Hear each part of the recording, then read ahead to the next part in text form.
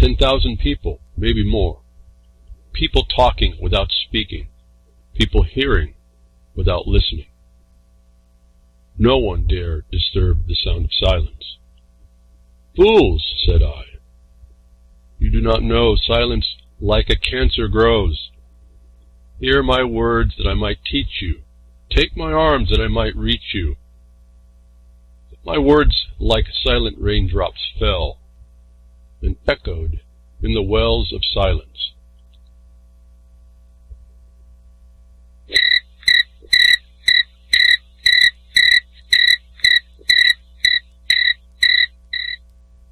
'64, folks. 1964. Not a thing has changed. We call them now the echo chambers and the wells of silence that this internet has been provided to us to become. The distraction. The divisions. This is BTW RLM 306 for those of you on the past postcast, recasts, whatever you find. For the content, help you search it out. If you're somewhere else, maybe into the future. And hopefully that record will be available as long as you keep donating. And this is the month of the donations. I was a little bit remiss to not advance that last week. We'll do it again right up front here now to the RLM, to keep the RLM servers and hardware and things going on. I understand that we've had quite a few generous people showing up to do that, and so I thank you very much for all that to keep us going, keep the word going out. And really, I just look at, for my at least my content, I focus on what I do, so I can't help but believe, and without any feedback in the contrary, that I'm putting out is probably the best type of information you could have if we're going to cease to be the constant crickets. We're going to start standing up, something that was perceived way back in '64 to be written as a song. See, society is that way. It's going to be coming around and around and around, and we haven't changed. And then to my dismay, it hasn't changed. At some level, to my disgust as well, if we really want to claim that we were people that were evolved into a new way of thinking in the world. We're watching the very thing that everybody wants to deny exists coming on us, because, in the way I see it, is because no one's responding at all. And I say no one, but there's a few, but they're not enough. They're not. We can prove it. I think we'll prove it a little bit today. They turned up again in the at the miners Jefferson Mining District meeting we had. A new report, a new article came out, completely blindsides what we've been doing. But it's not unseen in regards of how the government's situated. But it does show y'all are infiltrated and surrounded. The cancer grows, folks. The same cancer that's destroying your way of life in the United States of America is the one that grew in the silence. The sound of silence, the crickets. I find this amazing how it all comes around. And we still sit silent to it. I guess I sit here thinking about this. I get kind of start thinking about stuff when I start talking, but I shouldn't maybe. Donations. What you can, folks. It just keeps the servers going, the hardware. I understand we got a lot. I don't know if we've got enough. If you consider the breakdown of the hardware that Grimner keeps for the RLM, for the archives and stuff, keep pitching in. We only do this once a month in February. It makes it real simple. All the bills apparently come due about this time. And so, if you can, Grimner's got a lot of places, things you can use. If you've got crypto coins, he's into those, taking those. You can do PayPal, which is, I guess, preferable and probably the easiest. We still have that account, I guess. We haven't been censored from there. And that's going to be one of the tricks, folks, as we go deeper and deeper into this nonsense. The sneaking abyss. We're sliding in, folks. I don't know how we're going to stop. I really don't see it. I know how we're going to stop, but I don't see anybody doing what it's going to take to get the cart back on the right path and then driving it where it needs to go. I just don't see it. And I haven't been seeing it, but I keep wanting to believe. I want to believe, folks. All it's going to take, it's overnight. This thing is done, and yet it doesn't happen. And it doesn't happen in the face of information like I see here, which just astonishes me. And please do not think I'm speaking politically here. I'm talking about how a people got together over time that we've kind of walked into. We were born into it. a situation in the world that was really different. If you look around, as I relate it to property, the land law, completely different in how the world worked relative to just people. Because a lot, remember, this was all, the people, might was right. If you were the strongest, and then you had the bloodline of the strongest, then you got a lot of people that you told you were the strongest because your bloodline was strong, then you were the ruler of everybody. And that ruler owned everything, even your wives. And then that ruler was subject to whatever invasion would come by another force that would want to take it on. It's like dog eat dog, cat eat lion, tire down lion. It's just a law of the jungle. And then we put this thing together called international law, so-called. It's just a name. And it was an agreement between the kings that how they would not surprise each other because it looked bad, and it was bad, and it would turn things around pretty quickly. And they agreed amongst each other if they did certain things amongst each other, then the kings were free to turn domestically and attack their own people, whether it by taxes or whatever, or theft, whatever, under color of this authority they had because the might was right. And supposedly we came to the United States and said might wasn't right, law was right.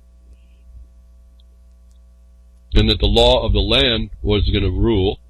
And then we forgot to notice that someone came on, some organization, a private organization, foreign to the people in that establishment, brought something called a brand called the rule law. We're not going to be law now. We're going to bring on this thing that we're going to rule.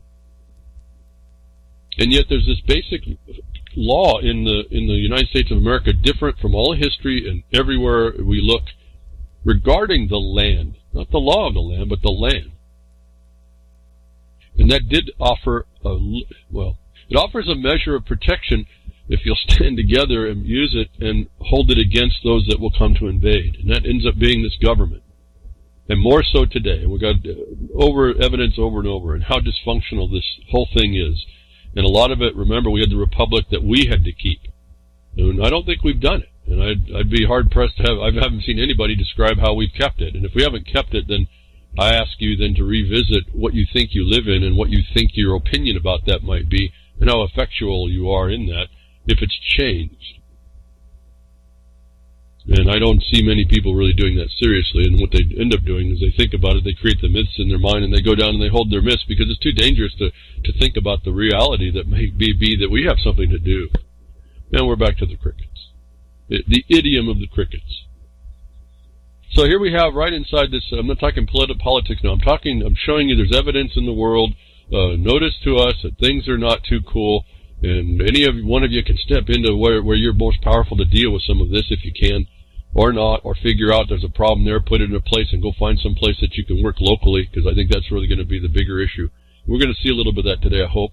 But here we have a story coming down, and I just was stunned by this, in the idea that we look out and we talk about all the problems, the coups that are going down, the bloodless coups, the bloody coups that are all going down around the world, and the United States of America is instrumental in all of that.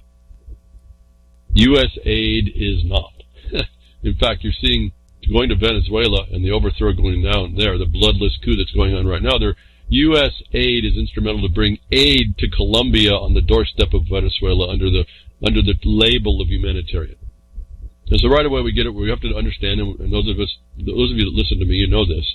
The terminology is critical to understand it. It runs cover for crime.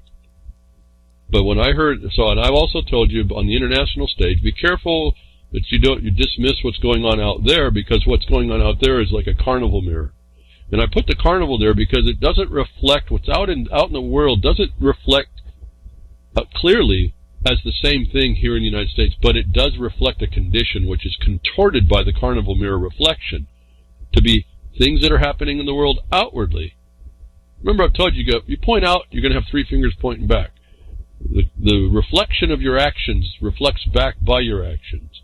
You knows them when you sees them. All this stuff is there to tell us how to start to really critically think again, to reorient what we're looking at, and then hopefully we take our own requirements, because it's almost like self-preservation at that point, to figure out how to survive it, and more than just giving into it to be run down by it, and then being given, you gave again, you gave your freedom to the extent of the one that's in power, the power is the one that can hurt you, that they won't hurt you.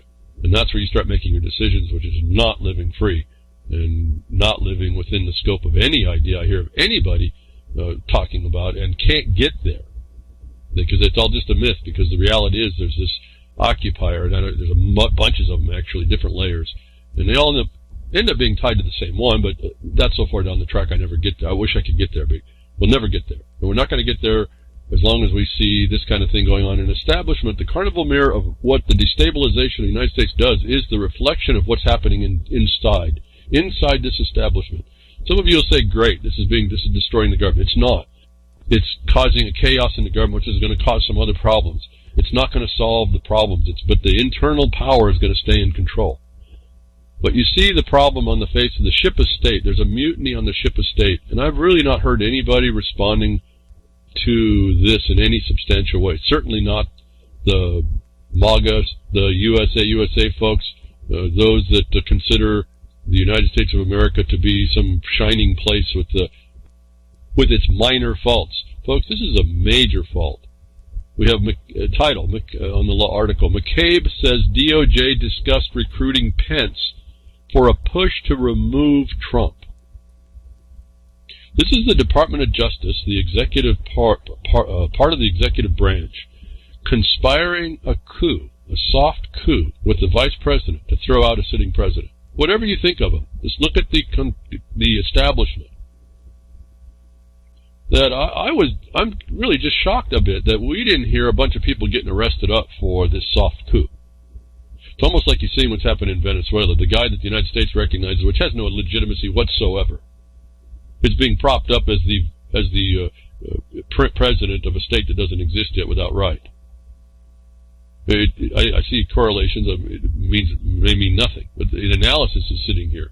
As I tell you, what's happening out in the world is actually happening in the United States, and folks don't see it.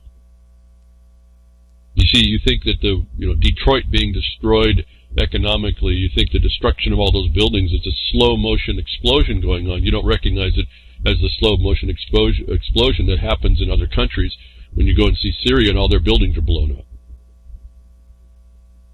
But this is a global construct that's coming on us, and it's done by war situations, and they'll deny it's war. But you heard last week we talked about the military looks at all tools as a weapon, and finances is one of them. Economies is one of them. We know that.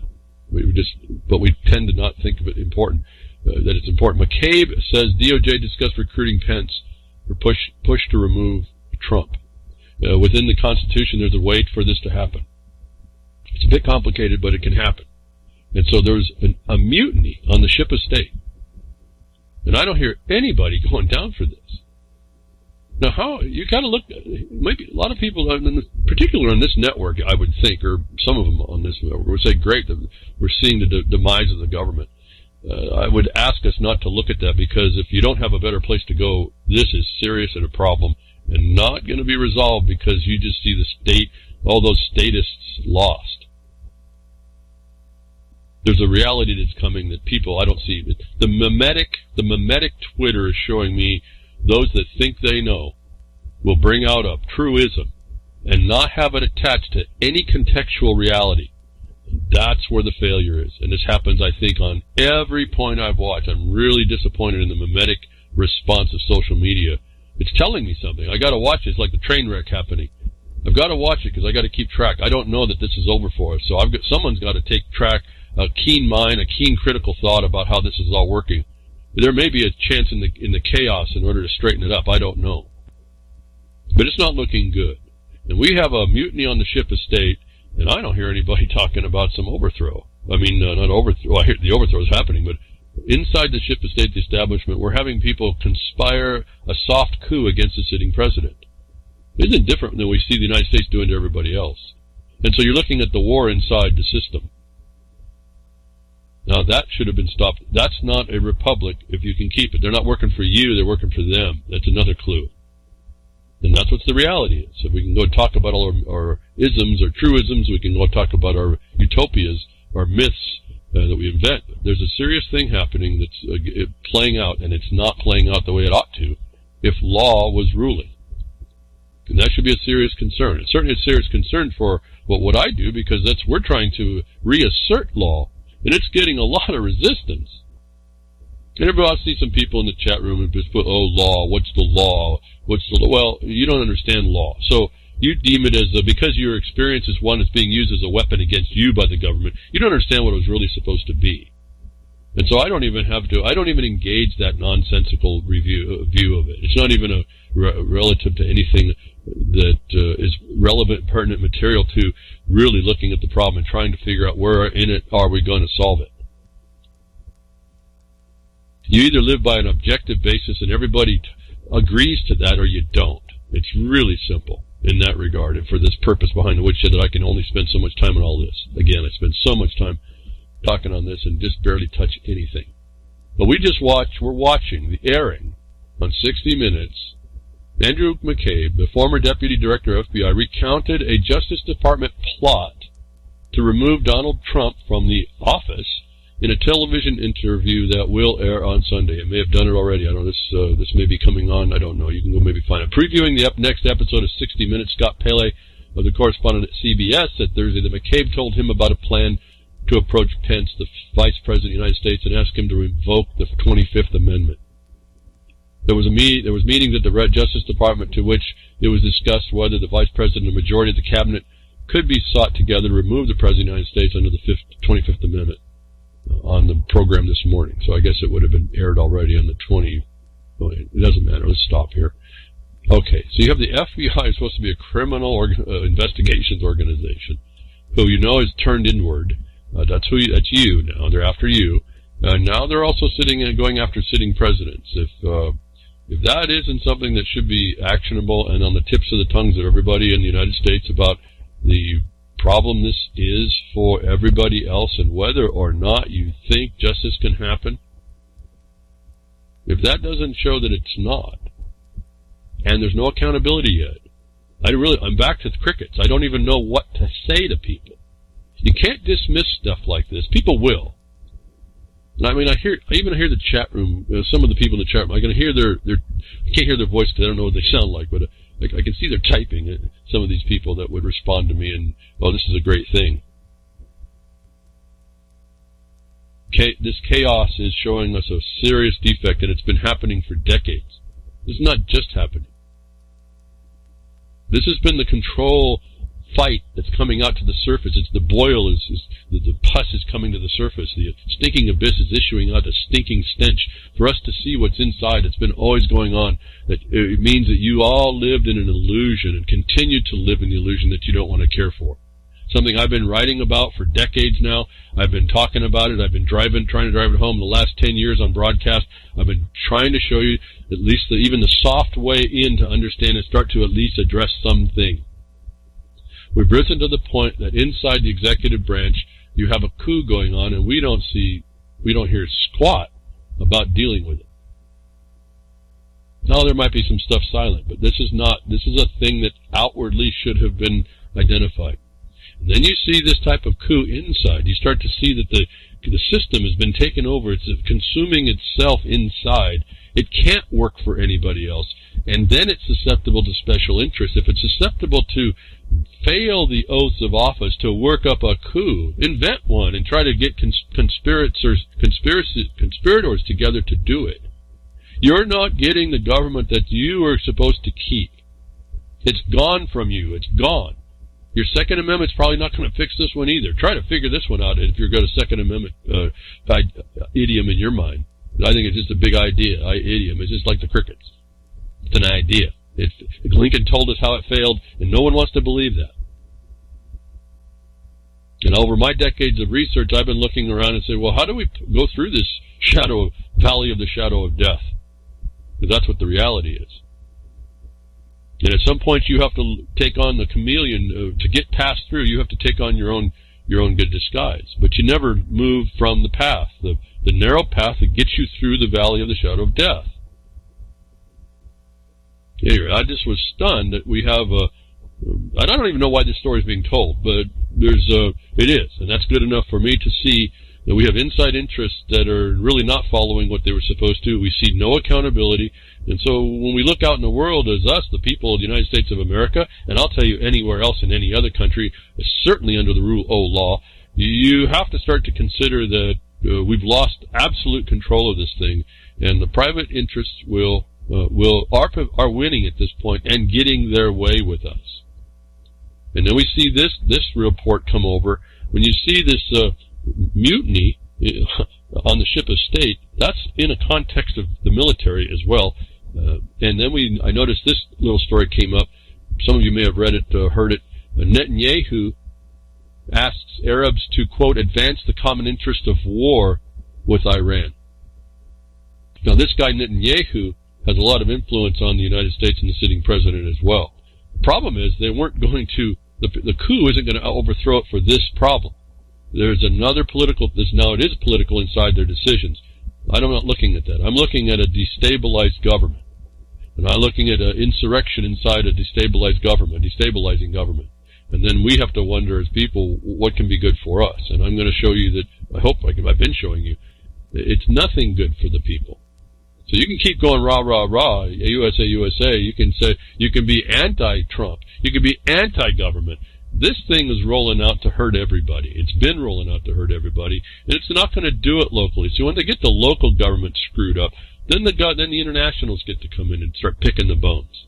And they're doing that. It's already in the government. That's what I'll be coming to. But Netanyahu asked there to advance the interest of war. There's a big deal here on the point of him declaring war on Iran.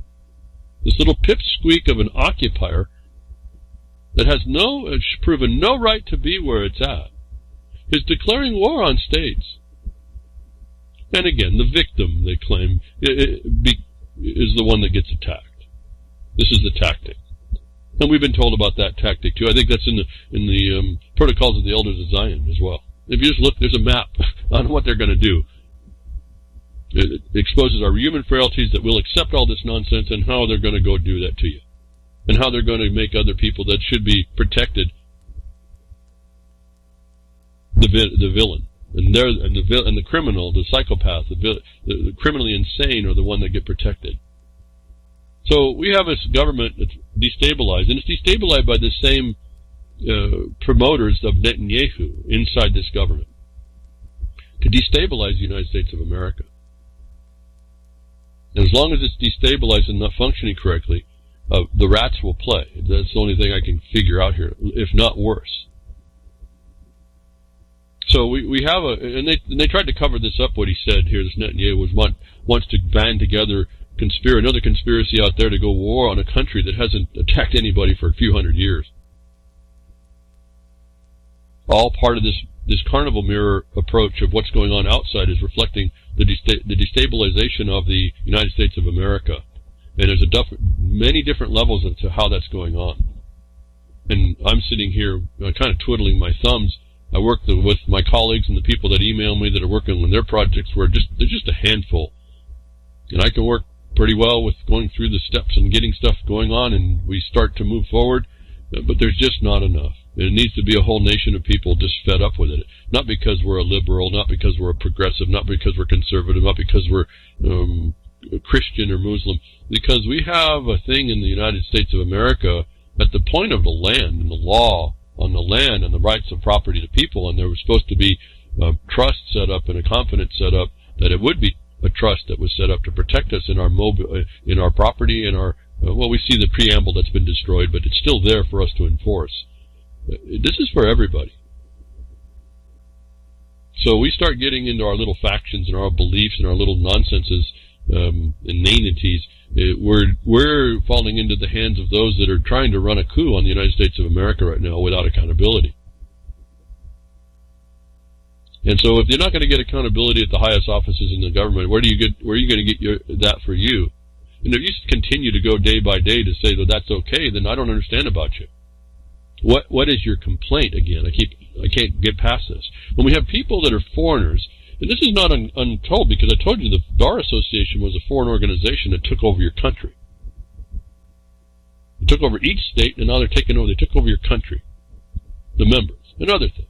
That's the start of it. That's how this whole thing works. In fact, I think they're under license of the military occupation. So that's why I've been alluding to for quite a long time. But I don't want to go there, because until people start seeing more of the substance, you just argue with me, or you just dismiss it, or you just throw your hands up, or whatever. And I've told you before, it may be something too big to attack to it. You got to actually go into this thing and look and see, well, how do we take that down? We may not be able to attack Goliath. We may have to figure out a way to sniper him. But what is it to do that? And then this whole thing is this construct sitting on a stinking abyss. It's going down, folks. Where are you going to be when it starts to go down? You think you're going to escape this?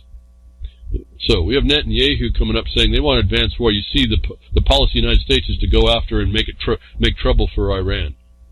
I'm not talking the politics of all this. I'm not talking about supporting Iran. I'm talking about being the principle of don't go out and make into foreign wars. Do not interact in the United States. Don't interact in the world in negative ways.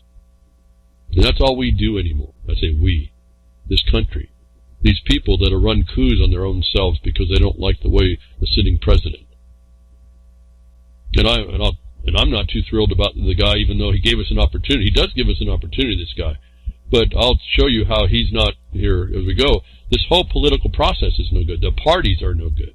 So do not believe I'm talking in support of anything here. I'm trying to get everyone shaken up a bit to start saying, yeah, this is a whole lot of problems. We better settle back, kick back, and start looking at the reality. What's the reality? Stop living in the mimetic, non-contextual truth-ism. See, that's the problem with deception. It comes with a little bit of truth. In fact, it can come with a whole lot of truth.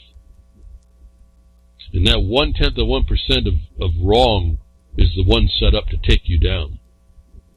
And you buy into the truism instead of the truth, and then applied to a reality.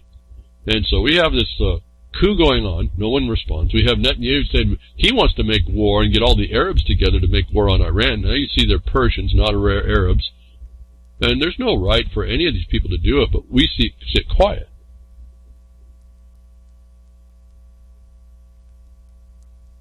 And during this time, the Senate steps up, and the Senate's going to be a little bit, the legislators are going to be a little bit prominent here, and we're watching our country being absorbed by the Republican Party as well, underneath the guidance of and the demands of the Democratic Party to destroy you, as I've said over and over and over again. United States of America, the people of the United States of America are a candle, and the Republican and Democratic parties are burning you from either end. It won't matter from which direction and which wing the bird of prey tracks you down on. They burn the candle from either end. The progressives want to do it their way, and the Republicans want to do it their way.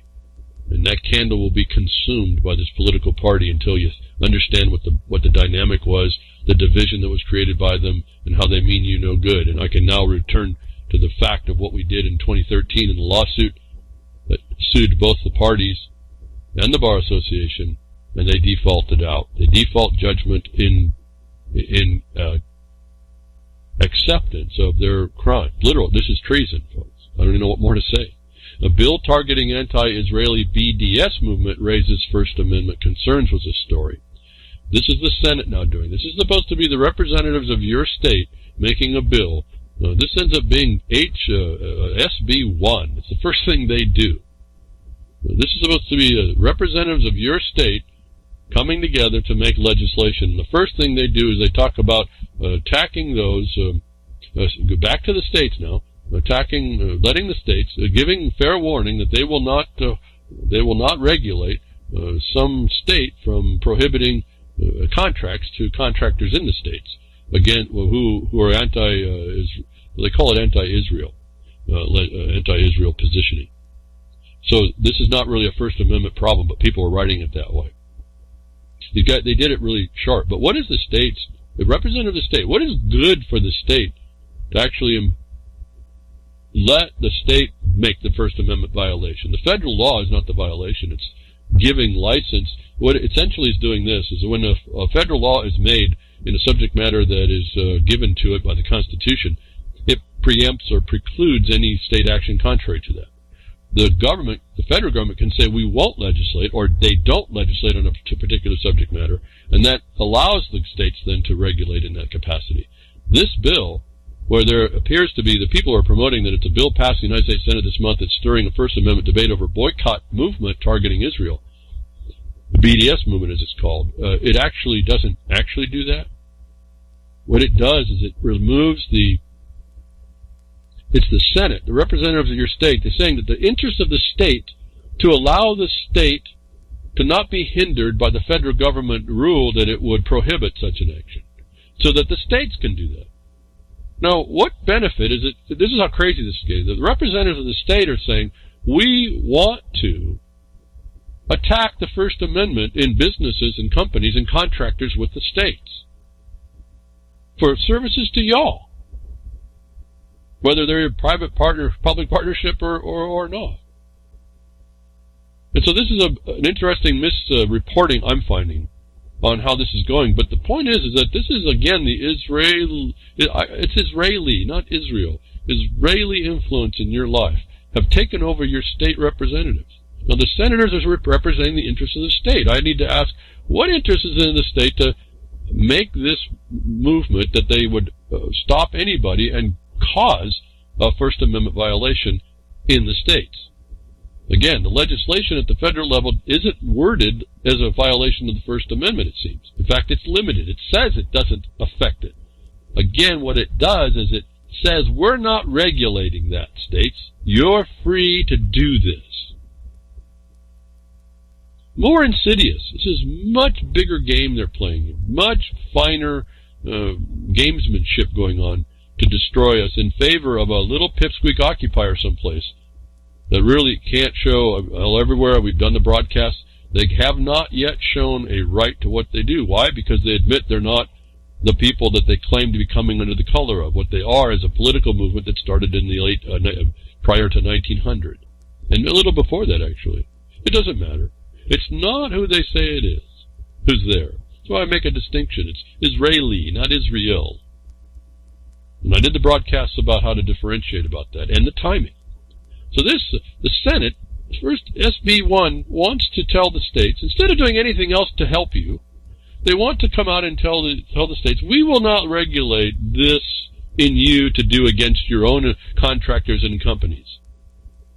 And there are already states now with this anti-BDS legislation. They're willing already. You want to go states' rights? Well, all you states' rights people, the states are willing to destroy your First Amendment right. Remember, they're talking about people who speak out. I'm also wanting you to remember you have the right not to associate.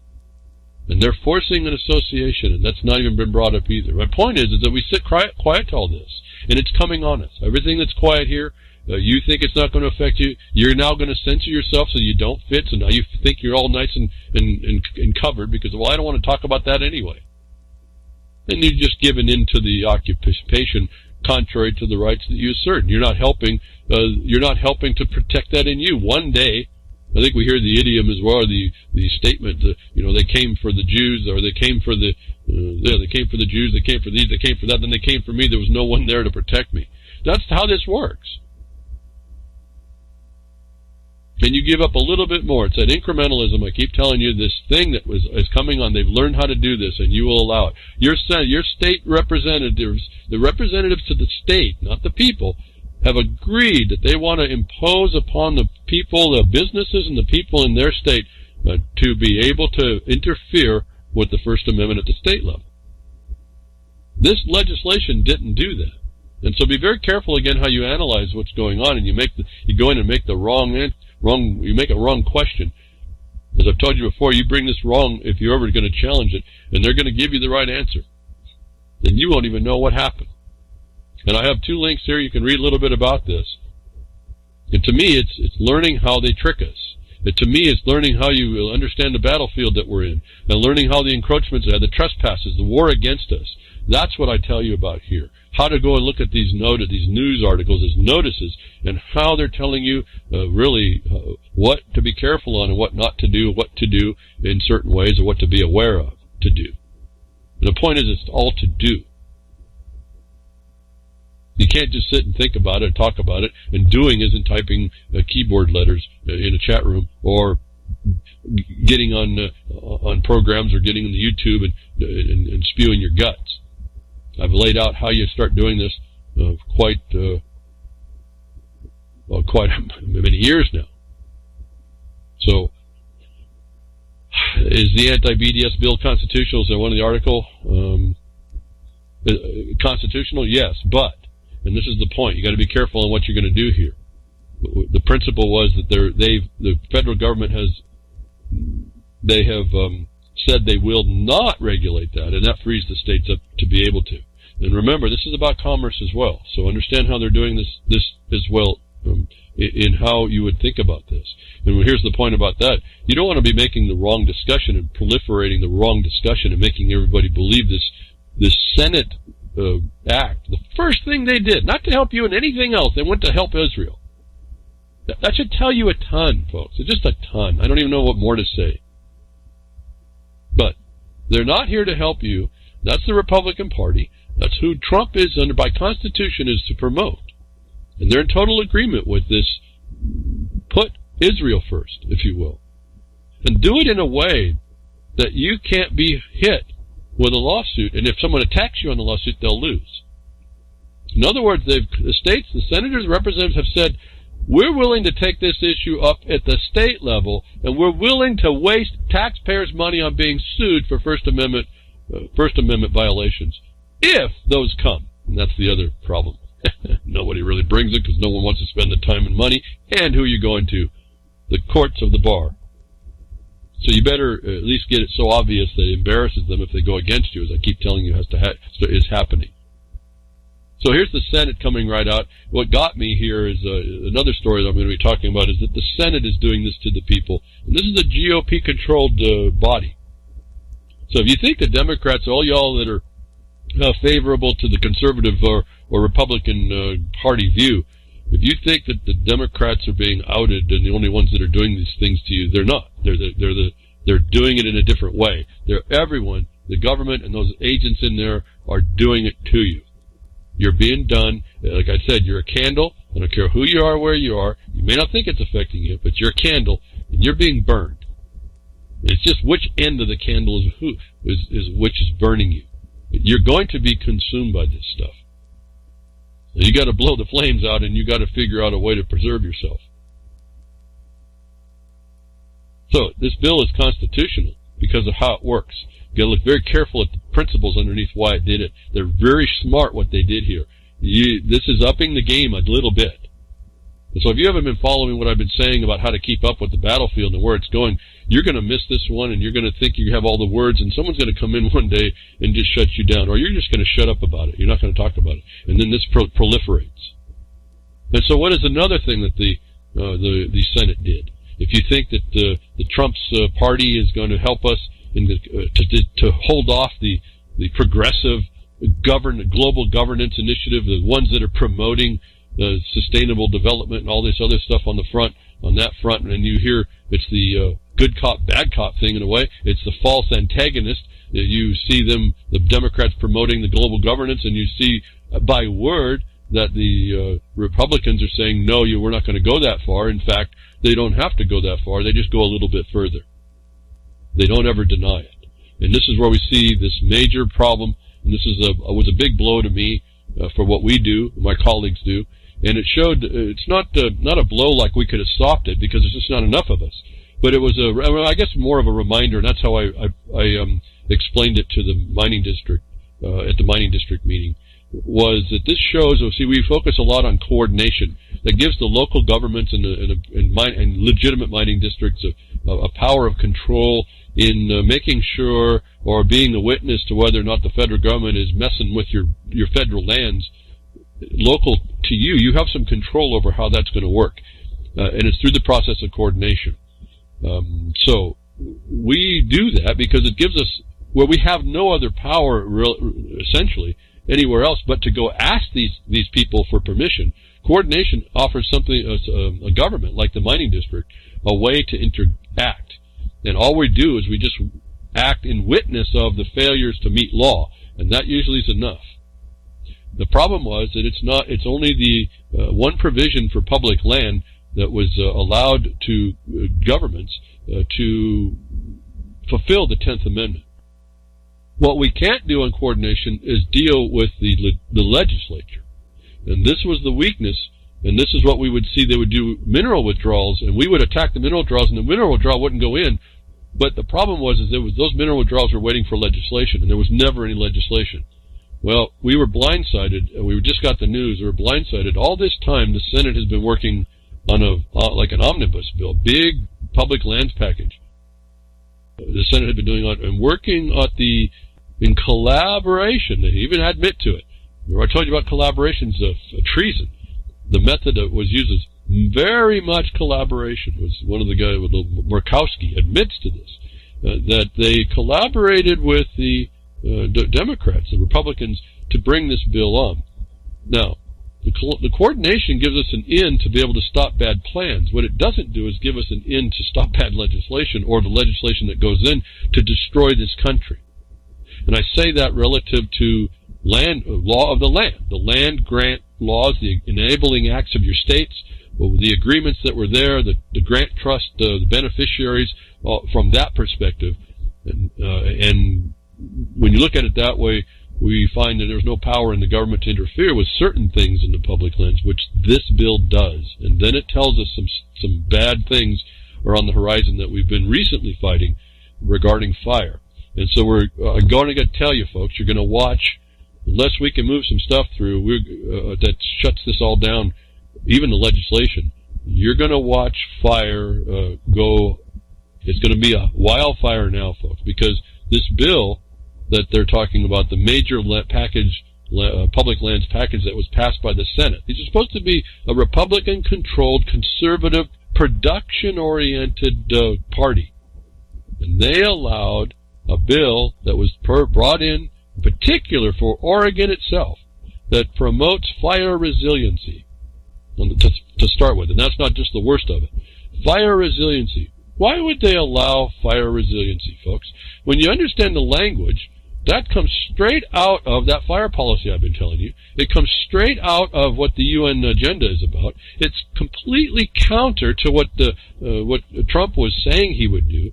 He just made a State of the Union address that said that socialism will not take America, ever. And they applauded him. This bill is the Republican Party's contribution to take and put not just socialism on the United States of America, but destroy it through the Marxist part as well.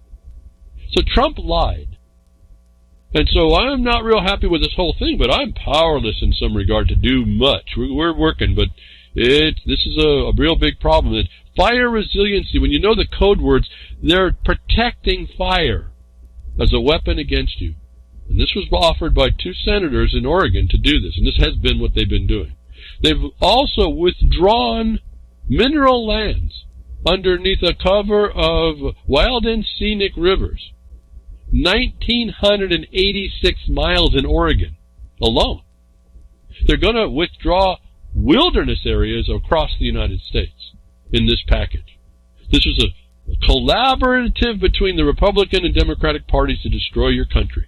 They're taking out the raw materials production capacity of this country. I don't even know, I have to go back and look, I didn't even know there was 1,986 miles of navigable river in Oregon. I know one of them was found to only be navigable to a certain place, so I don't even know how this law is going to apply to most of it. This is how bad this has begotten. Nobody steps up. Well, all the miners, the microcosm of the miner, I tell you, is America. Well, all the miners are focused on a bad decision, on a bad advice by a bad advice from attorney, and going into a courts of incompetent jurisdiction, and are certainly going to be giving up the Bar Association's view, the reflexive view on this, going and supporting all of that. None of those miners came out to defend themselves, and the land that they're now is being stolen from them to go work. So even if they go and they win the ability to go work, there's not going to be any land to go claim, is what this bill does, National Resources Management Act. It approved 92-8 if you think there's any protection by these political parties. This was a blindside to us because we don't have enough people to address it. We didn't even know they were working on it. That's another interesting clue. And all the areas that we were able to stop before from being withdrawn, all the rivers, were all now included without any notice to anybody. Now, this still has to go through the House, but the House is going to be passing it because it's Democratic control. This is the agenda. They want to steal your land. They want to steal control of the public lands. They want to steal the wealth.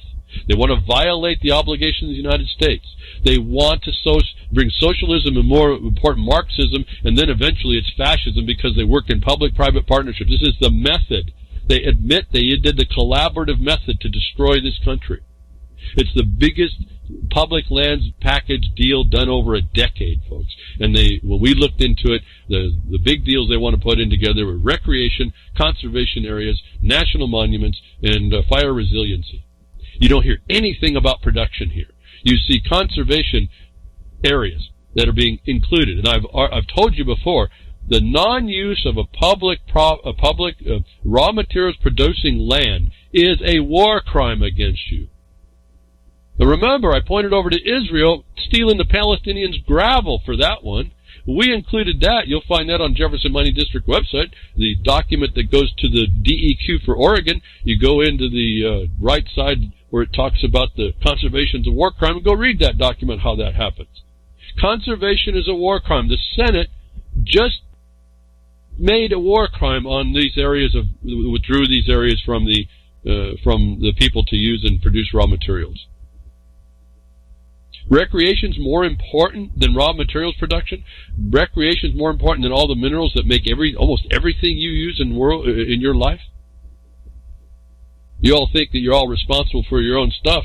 None of you go mine for the minerals that you're using for anything around your house. None of you. And the ones that might do it do such a small amount, it's probably not the things, because how many people have gold that they're using to what? What are you going to use gold for? You make your own electronics? Gold plate everything so it don't tarnish? Is that what you use this stuff for? So, you exist in a raw materials produced world that people like myself do the production. Well, I haven't been any production because we're involved with the fact that they've been attacking us everywhere we go, but we still fight them, and we still do what we can, so we don't give in to it. But the Senate just committed what Trump said wouldn't happen, and that's a cover, because that just shows me Trump is just in on it. That's how they do it. They say, oh, we're not doing this to you, and they're doing it. They're doing it just as they say it, just so you think that they're not doing it, and you agree with it. So this land package is conservation areas. That's a war crime. Recreation. Is recreation more important than raw materials, which creates base jobs in raw materials production, which produces tertiary, up beyond, at least quickly, tertiary economies around that to support it? That means they're destroying jobs. They want to put national monuments. That's covering up all these minerals that you need. It's going to cover up the trees that you need. It doesn't matter that Canada can outproduce us. We have our own to do. And why? It's the same fire resiliency problem. They want to make fire a weapon against you. You start cutting trees and harvesting, you do the right watershed management, you won't have the types of fires that you normally have.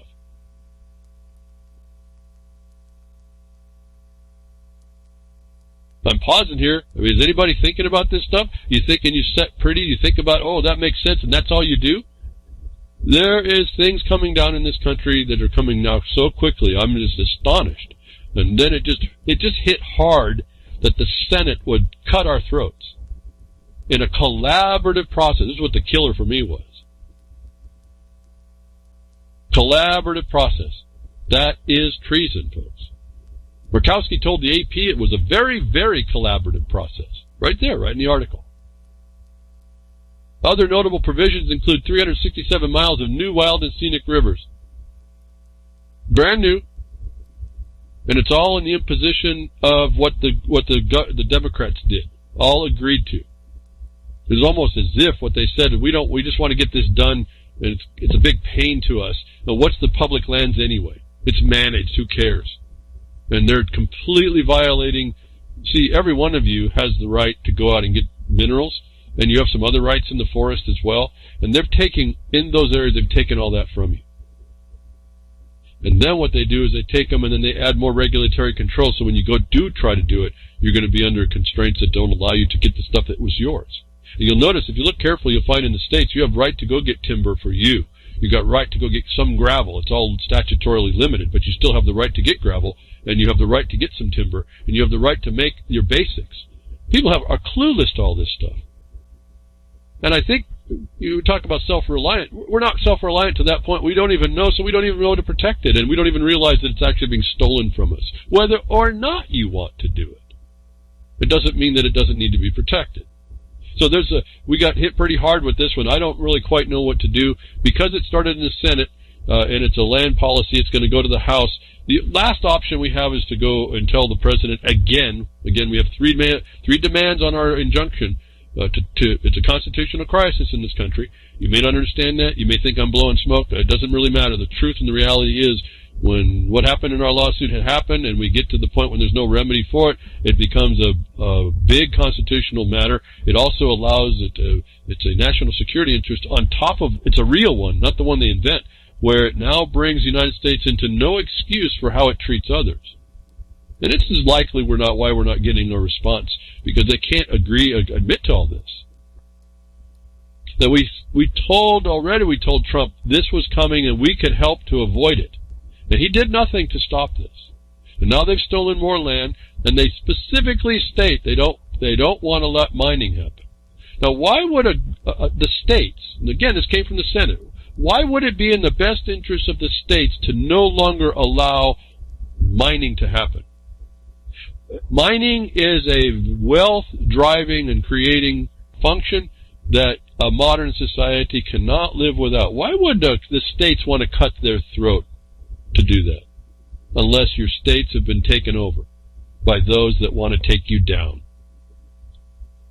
Senate passes massive public lands conservation bill. The title tells me everything. It's a war crime what the Republican Party what the controlled Senate by the Republican Party had the ability to stop and didn't. Our last gasp, our Hail Mary, is to contact Trump if we can, and we're to tell him, listen, this bill allows the socialism you said wouldn't happen. It's going to be here. This bill right here is going to bring it in. It guarantees it's not going to stop as well. And this is remember we were talking about like Utah, Senator Mike Lee was pushing for this thing and it got taken away from him. See how they do that? And so now Utah is now under the gun again. They're going to have all those lands taken back. That they were, I think Trump came in and the administration said we're not going to we're going to minimize the monument size. No, this bill comes back and they agree to expand all this stuff back out. And they steal the obligation of the United States to the mineral estate they granted to the people of the United States. And I'm hearing crickets except for with myself, my colleagues, and what we can do, which is really not that much. It's literally a candle in the wind. It's still there as an evidence, but it's a candle in the wind relative to where the momentum is going, where the power comes from. And I hear no help. I hear no people. Everybody wants to talk about their rights. They want to talk about the right they have, inherent power, antecedent right, inherent rights. I don't care where you find them. You have none. And you're going to find out how little as we move in through these decades now, where now we see the mask has come off the Republican Party. They agree to commit war crimes. Senate passes public lands legislation to protect Oregon wild and scenic rivers. They don't want to protect. This is all about the environment. This is sustainable development. It's not about production. It's not production, about management, rightful management of the watershed. It's not about producing wealth. It's not about producing a tertiary up to, multiple levels of economy that's in support. They are interfering with non-commerce activity as well. Figure that one out. How are they doing that, folks? And I hear crickets on all this stuff. I don't even think 99.9 fine of you even think about this stuff. That's our problem. You may not think it's our problem, but that's our problem. We have to be thinking of it if we were a republic that we were given to keep. If you haven't been thinking about it, it didn't get kept. Pretty simple. And I'm suggesting to you strongly to reconsider maybe making excuses and not acting when these things are coming down. 1,900 miles of wild and scenic river taken right out of production, particularly against mining. How does a nation do that to itself? How does a state benefit for doing that? For saving salmon on a lie that salmon's harmed by mining that doesn't happen? The studies of which show the salmon are pretty tough. If they need to be tough. It's all, again, it's the fraud that they promote, an alternative dispute that they resolve in collaboration. The Congress, Senate is now, and the Democrats and the Republicans now fulfill again what we sued in 2013, that they do that and commit treason in doing so. This story is that point. On your public land, you think, oh, it's a public land. Folks, that's where your materials, that's where your wealth comes from. And that's where rights and love. Out there for each one of you is a mineral deposit, should you find it, that you can claim as private property to you. They're taking the areas away that are the most prolific. All your rivers is where the gold goes, folks. It's heavy, it goes to the raw water. They're taking all that away from you. You may not have a desire to go do that. The point is, what about your neighbor's son? What about your neighbor? What about maybe your son? What about your wife? Maybe it's your daughter that wants to go do this. I make all this stuff up. I got none of this happening. My time's coming, folks. I could be gone any moment. Might be lucky to go 20 more, but I don't think so. Who knows? So it's all for you all and your kids and what's going on. And the Senate just said that your state doesn't need these things in favor of a war crime against you to not produce. You're only going to get recreation. You're not going to get wealth. You're not going to be able to go out and make a livelihood. You're going to be conformed into the stack 'em and pack 'em locales that they want you. And if you want to go out there, they're going to be regulated into being more of a pain than it's worth to go do. And then you're going to be dealing with private entities that are in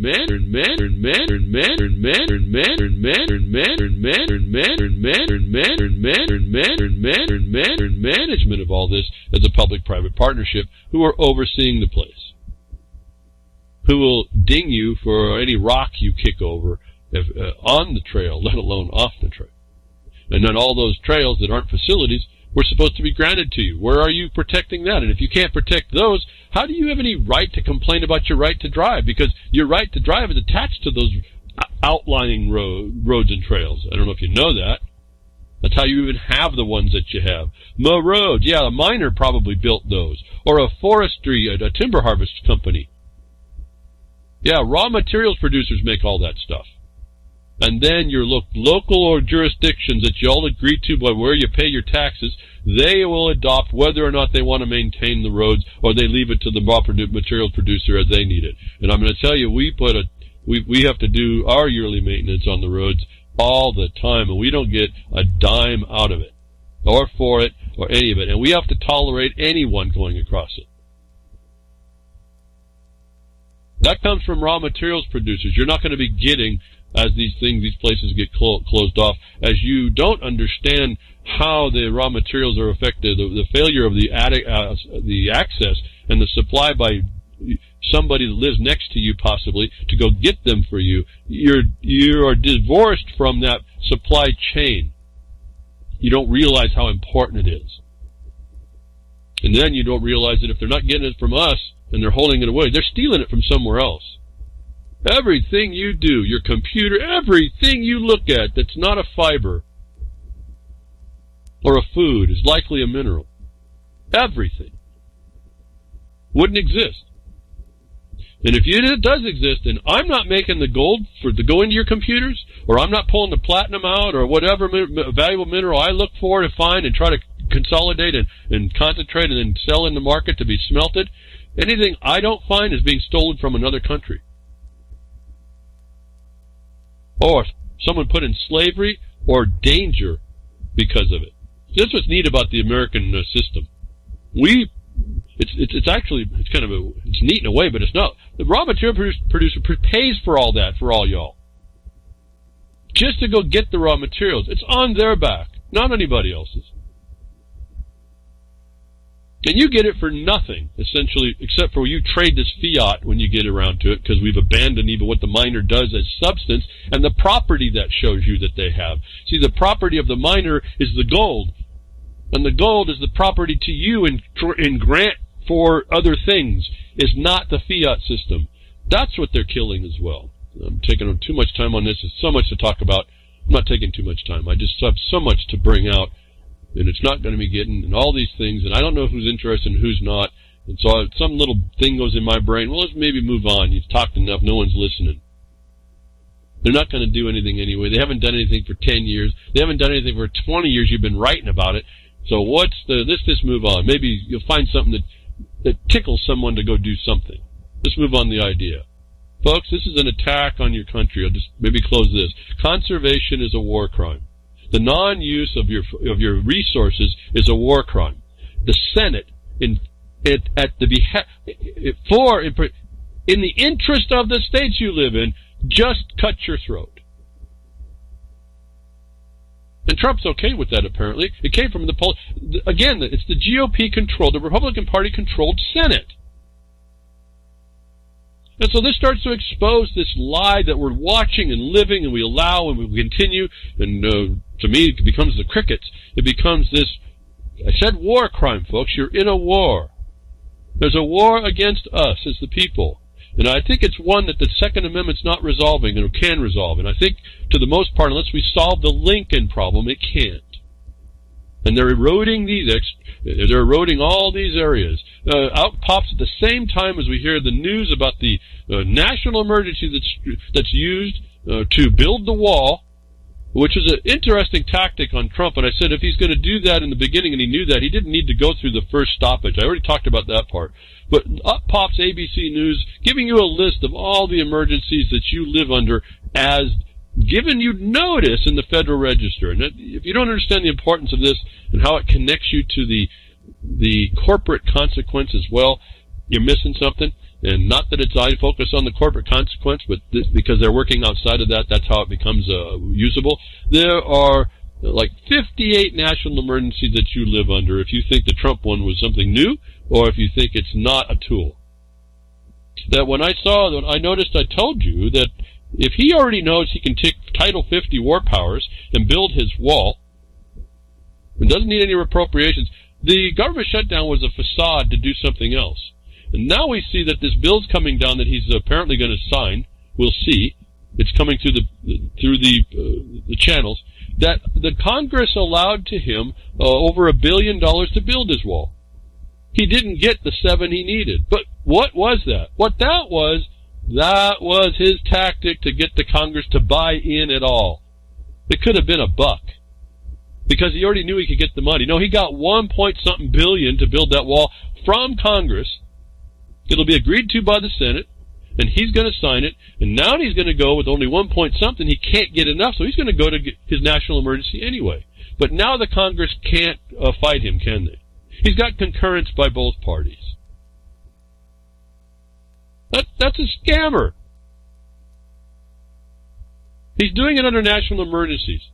Those emergencies have been with us. These have been tools. We haven't shut them down. They use this national security, national emergency. I don't even know where the national emergency authority is, except for a bar member said it was that way.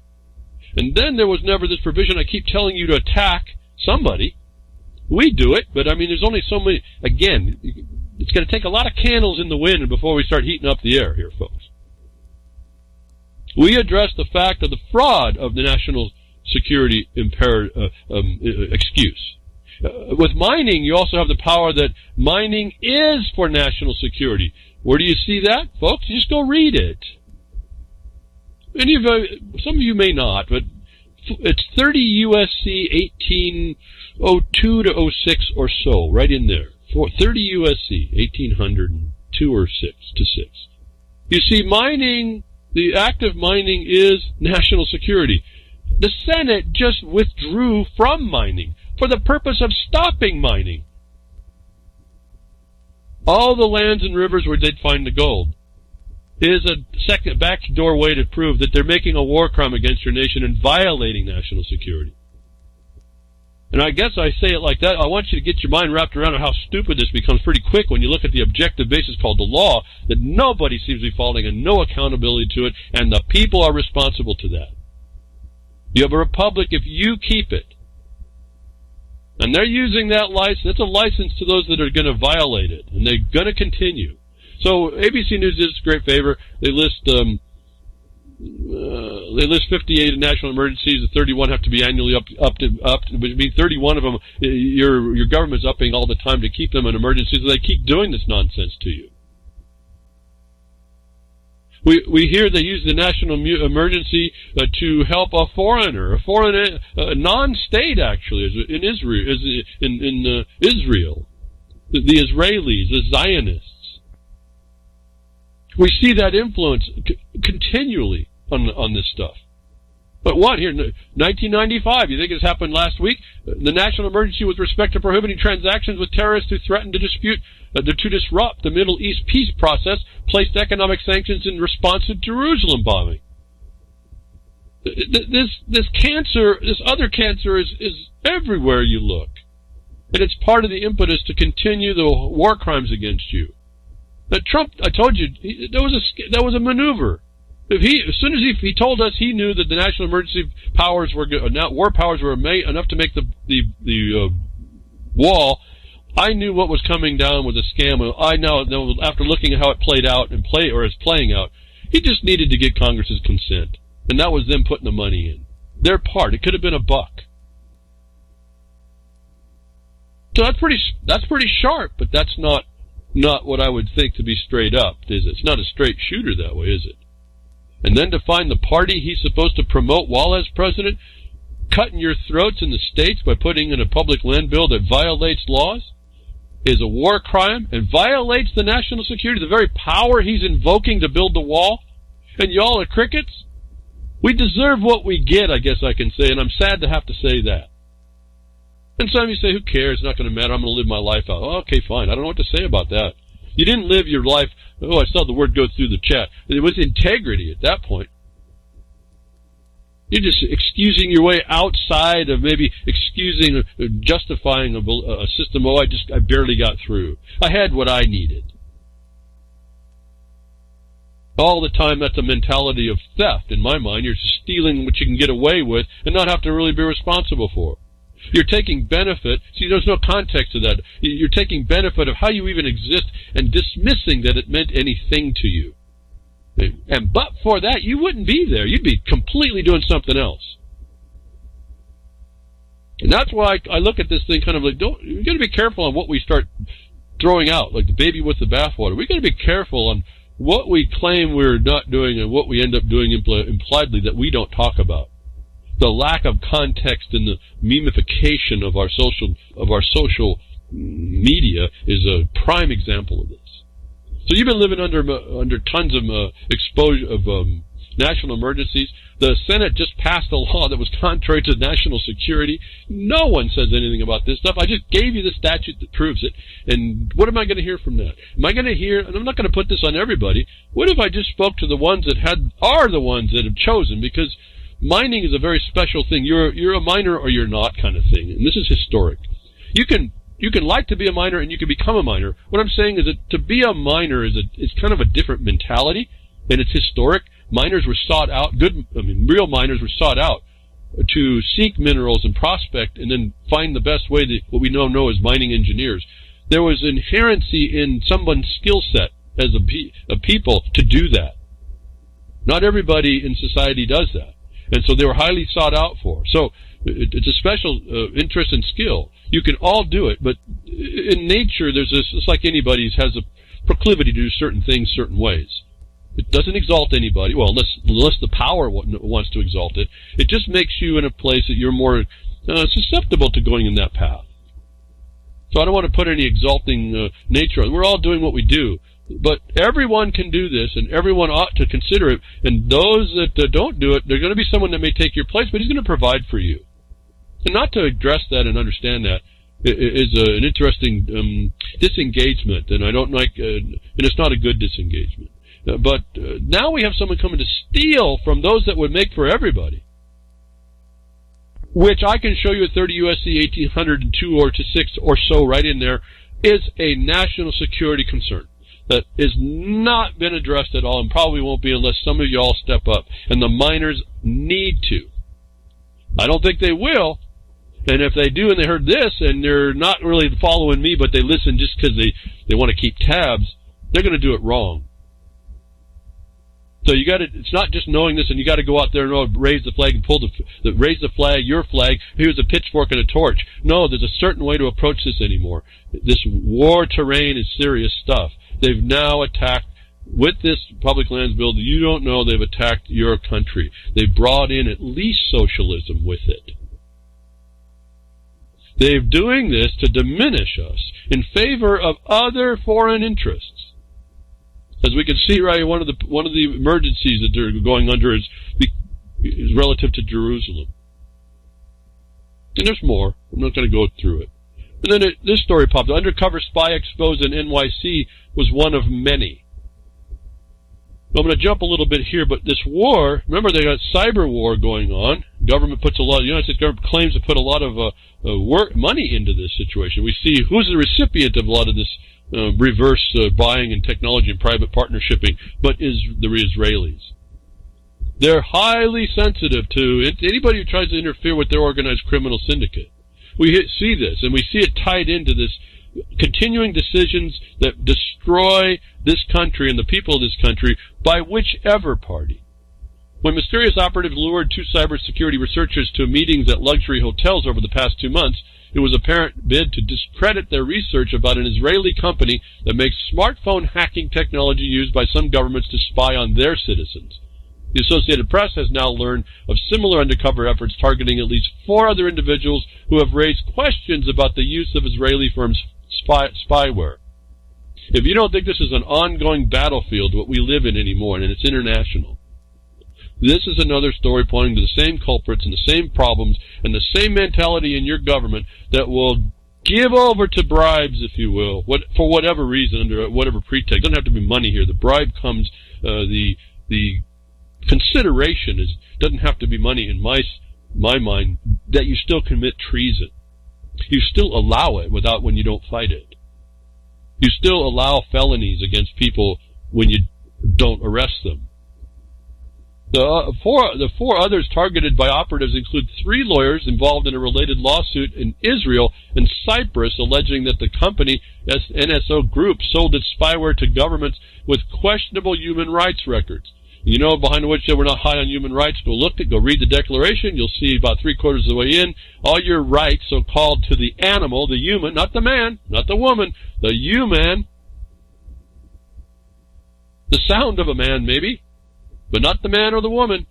Human rights are all subject to state and centralized control. Go read the Declaration of Human Rights. You'll find it. These lawyers also agree with all this, but this is what they bring. This is what we're going to go. The questionable human rights records. Well, they treat you as an animal here. The Israeli companies believe you're an animal to be tracked and traced and all this governance global connection. Some people got hit a little too hard in their senses here. But the point is not that how this even the dynamic works, is that there is these people out there infiltrating everywhere to silence people, to make sure their voice is the only one that comes out. And it takes people to stand up and fight and object, I guess is the point here as well, before we start to find out about it. Again, that bill, that public lands bill, for me, I had no sense it was coming. Didn't even hear they were working on it. Completely blindsided us. And here they was very collaborative. Well, what did that mean? That shouldn't surprise me. Collaborative is private to an outcome. And the only outcome that comes from conservation is a war crime. So you tell me again, what would the collaborators, during war, those people got shot for being spies.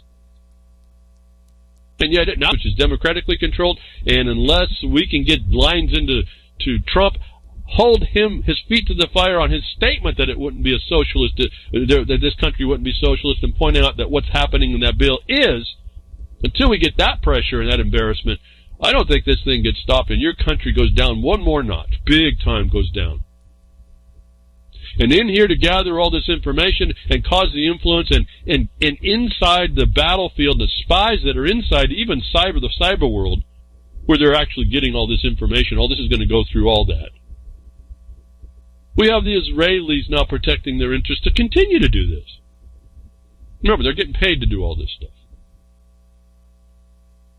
So this war is all the evidence that sits there. The spies are everywhere. There's really no accountability. Some people are saying, wait, that's got too much too fast for me. That's the only reason why we're seeing this complaint at all. But it's the same parties involved with your destruction, it seems. And their influence comes out like a ripple, and it influences, and remember I said that this law legislation for the anti-BDS really wasn't First Amendment violation, because all it was officially saying we won't regulate that speech.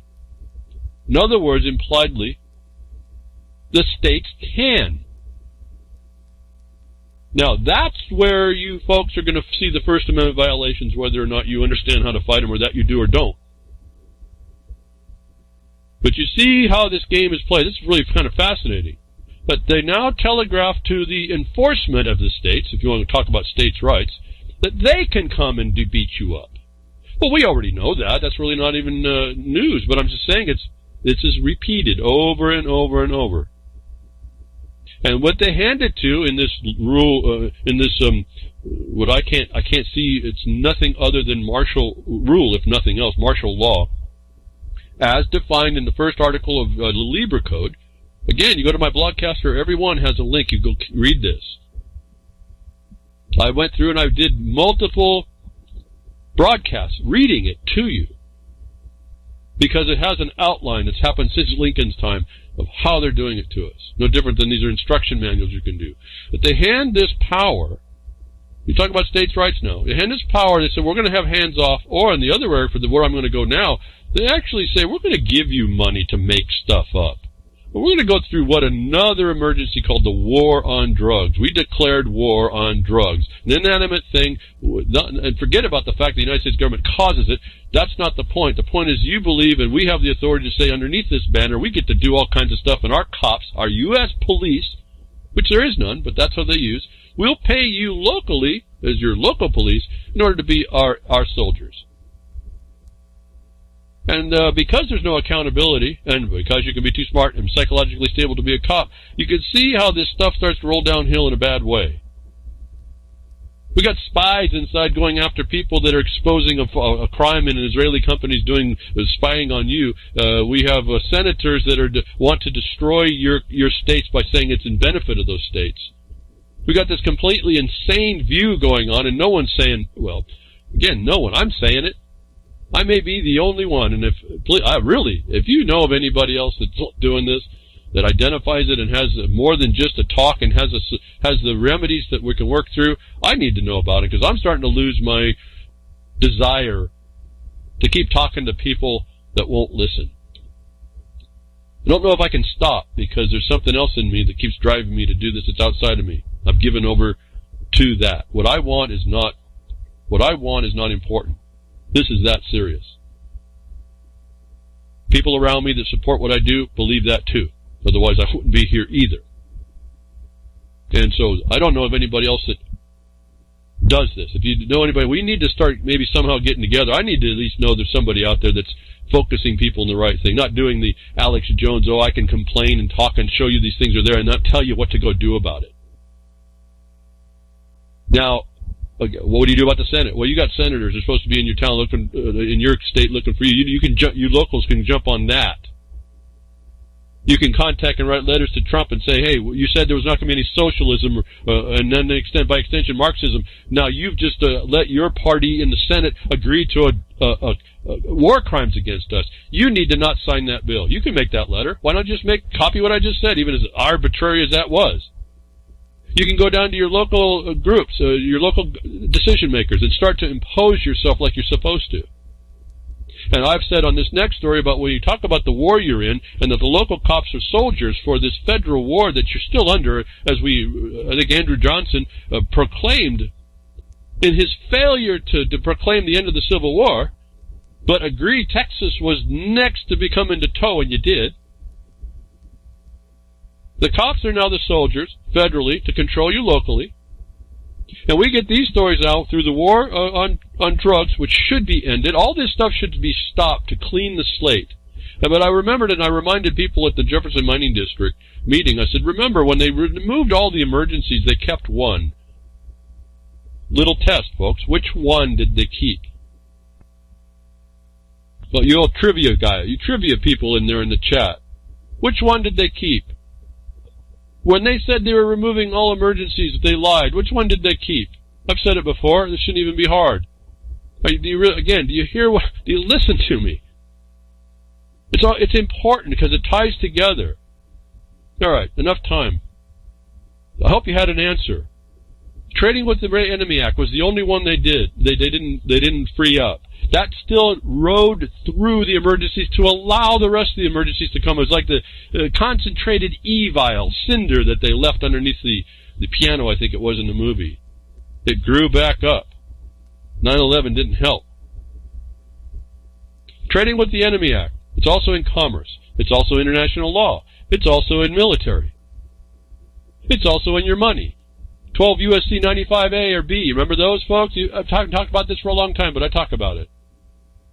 That's your money, folks, or your fiat. That's what this whole thing goes on. That's your war powers, all sitting in there. 12. Your financial construct is a footnote in the war powers. And so all this money and all this influence, it's not money, but all this perceived influence in funds is what they end up being, goes to your local cops, which is under the war on drugs, and it's what you will be affected by, even if you're innocent. Now here we have that story about how this rolls out, the caucustocracy rolls from the top and invades everybody's life. And you sit there and you don't respond to it. And I said, here's what I said about answering this. When you're talking about your local cops, you need to go in and, even though you want to talk about your rights, you got to talk about their policies first, and you got to make a policy and pass policies that forbid this kind of thing. In other words, as I've been showing in the smoke ordinance, that we did only get as a proclamation, so it failed. Someone derailed that, and we're going to go to a different county and try it a different way. We need the ordinance. We need to put teeth in the local power.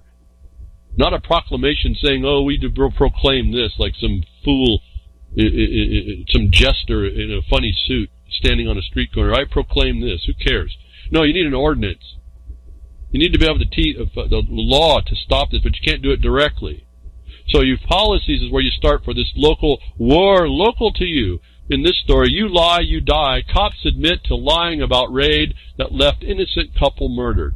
Another example of the war on drugs, another national emergency being used to kill innocent people. And the cops are not intelligent enough and not psychologically stable enough to not lie against you when they do it. They will fabricate to high heaven and implicate people that weren't even, in this case where this story is coming out in. This is in Texas, Houston, Texas. When you heard the 4 cops got shot, we also heard, this is a people drug deal and all this stuff. It was all fabricated by a cop who then lied even on the informants to make it possible to go in and kill innocent people. You lie, you die happened to be what the chief of that police department said about the guy, the cop they found out made the lie. All he suffered was loss of a job. We'll see whether it goes further. This is a premeditated murder.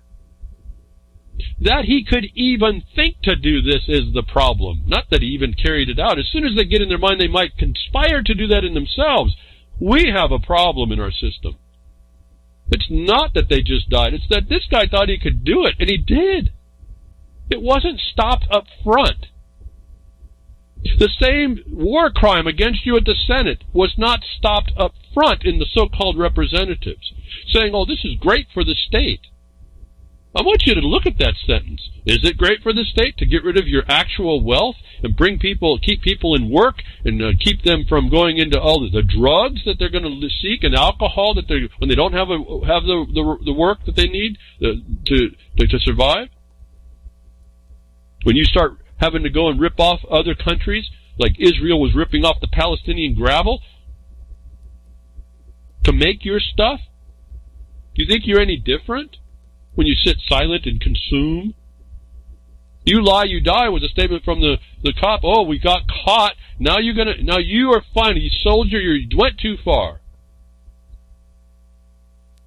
I didn't see anything about a wholesale review on how they're going to not let this happen anymore.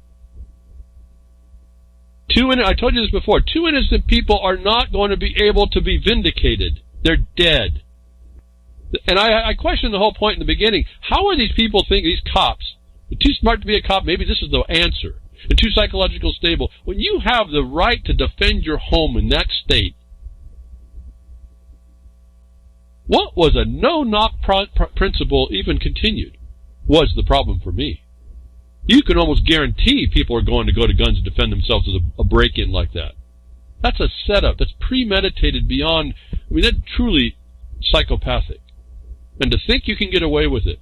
We're so far down the trail of wrong when that wasn't stopped to think that they could get away with it. But there wasn't checks and balances ahead is my notice to tell you, you need to go in these areas and find these policies and look at this and say, this will stop. And it stops, and you sit back and you think about this before you go to make the suggestion. This will stop by you making this an extension of your policy, your police, your policy considerations in moving what you think is serving the public. The public means government. This is the war that comes down. I can't help but look around, and all I see is this war against people, and they sit as crickets. They sit in 1964 at Simon and Garfunkel did the song. You read the words of that song, and I just couldn't believe how much we're not in the same thing. The neon gods that they created is you, folks, on the internet.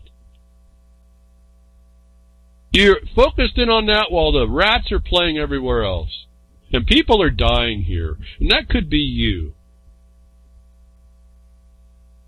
So as this war starts to turn down on you, as I've been telling you it's there and how it works and where to be to start at least slow it up until more can come and do the more heavy lifting that may need to be done. Worldwide effort to restrict everyone's right to travel is close to a reality. Worldwide effort.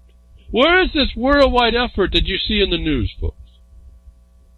Now, you're going to go through this story, you're going to see very astonishing things. They've been working as a war power across the globe. If you don't think that this sustainable development, in a different term, and by a different mechanism, because it's not necessarily military up front, that you don't think that this is on its coming through, and I've been telling you about it, how. Why are you listening to me anymore? Why are you in the chat rooms? Why are you talking? Why are you on social media? Just maybe you can do us a favor. Buy an Acme behind a woodshed bucket of sand and stick your head in it. And you know the problem with that is I still haven't got that product line up. I don't have that bucket of sand. So why don't you go and make yourself one and just put BTW on the side. Stick your head in that bucket. Because that's as good as you are for every bit of this. The UN is coming to constrain your travel. And they're locking here on the international side. It's not going to stop because of the Real ID. I've already connected that to your states. I've connected this whole thing into the commerce structure and what's going to happen around that and by the rules, because this United States is a mandatory state. No one's saying, yeah, but to the extent that it interferes with the Constitution, it's not. And that's why the Sustainable Development couldn't be passed by the Senate, because they realized that. There's a whole setup that the United States, essentially I'll put it this way, the Five Eyes surveillance countries are already green-lighted this process, international process. If you don't think the United States is already on the forefront of how you're going to cause you to not be able to travel unless it's under scrutiny and permission, that this white paper that's written explains just that. You will not be able to travel. They will know all about you before you even get there. You will not be able to travel unless the government or some bureaucrat gives permission to the carrier to carry you. And then they do an interesting thing. Then that's the first filter. Then when you get to the other side, if they have decided there's a problem, the country that you enter into can stop you. If they choose. Because of this question of a database you have no control over. Under the suspicions that are not defined. As we talked about all this time. A bureaucrat does this. This is executive expedience par excellence, folks. And you get over there, wherever you're going, if you dare go there, and they decide they want to mess with you. They can hold you up and keep you for whatever time they want. Remember, we're getting to the point of indefinite detention. They just make this stuff up as well. And then this plan says that and this is how I think they did this, so the government would be on the hook for it, but they don't say that. The carrier is not required and liable to bring you back if you're stopped at the destination. No, they'll let you go if they do, but you can still be stopped when you get there. Is your traveling future? And if you think it just has to do with airplanes, you're just trying to, again, get that bucket of sand. You need it now. You don't want to see the world, what's coming. And then consider your posture and position as you got your head in that Acme, behind a Woodshed Acme bucket of sand, and who's coming to do whatever they want because they have the power. Why? Because you stuck your head in that bucket of sand. Why? Because I guess you like to make excuses instead of looking at a contextual reality and not live in your memified world in social media or elsewhere. Worldwide effort to control your travel. Boy, this is so far beyond what I've been talking about and how we have the right to go after, and then you realize this is a private UN organization that's going to have what they got, the OSCE monitoring group that implements this. That's the same group that goes to Donbass and allows the Ukrainians to shell and bomb the Donbass people without willy-nilly, without accountability, and they just say, we're just here to monitor, and you just take your licks. It's supposed to be a security organization. International security, private and not within the government. Public-private partnership is in your future, in your travels. And certainly they're not going to stop you in your car right now, but it's coming, folks. It's coming underneath all this UN Sustainable Development imposition. And the soldiers of this war are your cops. And so unless you get involved pretty quickly and you start to make the laws locally, the intelligent way to stop the external threat, I don't know what, the future's not looking good. And I don't see good for the future, except that I believe that we can turn it around. And I don't know why I think that. I guess I have to. It's just, I told you I'm driven by something else. I've kind of thrown myself aside and I said there's a need bigger than me.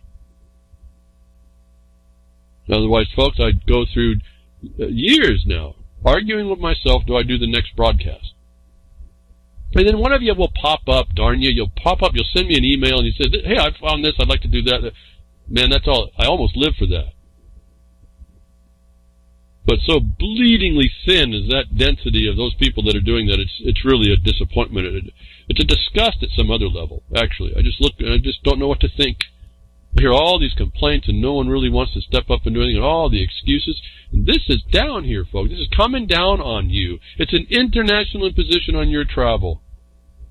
And no one steps up to attack that it can't be mandatory. Why? Let's go back to that Constitution and say, you government didn't have the right to agree with all that when it went to this point. What's the other one? Your national securities is all fraud. It's all pretense. That's never been challenged to my mind. And then you don't do it in a way that gives it to the Bar Association to decide. You do more like what I said in equity. You take it away from the courts. You put it in the law. Now, that's a totally different view than I've been telling you before, where the little property book I said that the law, where there is no property, there's no need for law. And then the other discussion, that's another maxim or so, that says that there's equity exists in the absence of law. And at the time, for what we were discussing, that was a really big negative, because then stuff can be made up. That's if you let equity handle you. But when you grab the sword of equity, and the justice and the scales, and your justice and scales is determined by the facts that you say that you have right of, that the other side cannot address, you take the decision, the discretion from the judge, and you take it from the defendant, because they default, they don't have an answer. And so for those of you that say you're going to the law and using their courts, you don't understand. You're not listening to me. Oh, you hear me, but you're not listening. And it takes a bit of thought. I'm realizing now, as I see people doing, they're really skillful at certain things. Certainly things, it's easier to see in things I just can't even imagine myself doing. When I see them really skillful, I start to get I can reflect now what I'm saying here a little bit better. There's just certain things that you will not understand until you've got into, you commit. And you work. And I don't know if it goes to the extent, but I think this is part of it. You put yourself away and you put the matter that needs to be resolved first. Or mostly so. And until you get into that groove, you're not singing a song. You're not singing a tune. You're not going the direction you're supposed to go. You're just going to be flittering around doing whatever you want and sounding really like you're important. So this is just worldwide effect, restrict everyone's right to travel. There's a whole lot in this article. There's little schematics. Go look at them. You got to see how they're working this out. It's nothing I haven't told you already. And this is the thing I do like about people on the internet that are putting stuff together. I certainly don't have the time, but they get to bring for us the more concise statement. I ask you to reanalyze that for yourself and commit to understand clear. They may make mistakes. They may lead the path. They may not understand to make a proper statement. You have to research for that. For what I understand, I do that. So I have to be careful not to just buy into all this. But when you see who these players are and that it's been doing, and it's already in place, the Five Eyes surveillance states are already greenlighting this thing. That's Canada, UK, KnockUN, that's New Zealand, that's Australia. You're already greenlighted for this control at the UN level. They're claiming it's mandatory. And so, you can sit here and listen to me and do nothing, think, oh, say, so what? It's not going to happen to me. Folks, this is what they start doing through your regulatory of the states. I just told you the Senate agreed it's in favor of the state to do war crimes against you. Oh, how's that? Okay, if you just tuned in, conservation, folks. You think you hear about, oh, we got to conserve. No, when you look at how it's implemented, the practice of non-use of your public raw materials and your property and your rights relative to that and the appurtenances relative to those, and the law that was supposed to sit there is attacked and destroyed in these principles that they are now putting on you. That was done by supposed to be a representative of the body politic that you are a part of in any of these states. We still have the congressional side, but that's taken over by the same mob now. But anyway, so, yeah, conservation's a war crime. Research it, folks. The non-use of things, the waste of water for not using dams that you can when you know it's there, that's also a violation of the Desertification Treaty, but that's a war crime. How is it in the interest of the states and the senators representing those states to commit war crimes against you? Has to be an international law, and you have to start regarding these organizations that I'm talking about, that the reports come off the internet to show you the people that are diligently researching the basic information that says that the United States is already involved in deterring, making databases since, 2017, I think, officially, of every piece of data about you to make these decisions. I've been telling you, do not have a basis more than the mere suspicion and without actual cause. Just cause, not with lawful cause. It's here, folks. I don't know what I want to say. I just don't, since I don't see the reflection much of it, I see people doing lots of other things. My shoulders want to slump. In part, I want to give up. And yet, Minnesota judges spend only minutes approving warrants sweeping up thousands of cell phone users. In what world do you live in where the so-called judge just rubber stamps a warrant, what they call an invented warrant, no less, a reverse warrant, to encapsulate large areas around the point of an act of crime? In this case, there's a burglary at a house. You happen to be in a 3 or 4 block radius of that house, and a court issues a reverse warrant to go to Google or anywhere else they have data, and you know 5G is going to have tons of that going around, even your Internet of Things Nest and your Alexa, and you get to pull all this information, and you get to construct whether or not someone was appurtenant to that robbery. It's here, folks. It's happening in Minnesota. What do you have to do? You're going to have to get out and you're going to have to stop these reverse warrants. You're going to have to invalidate them somehow. You're going to have to show that's too broad. It doesn't conform with the specificity that a warrant is required. And you're going to have to figure out how to do it. And if you don't, one day, you're sitting in your room, you don't want to answer, they know you're in the house, and because they have this so-called reverse warrant, they bust your door down and shoot you. You didn't even know about the house. For as integrated as our neighborhoods are, you didn't even know that house existed, let alone got ripped off, let alone the people in it.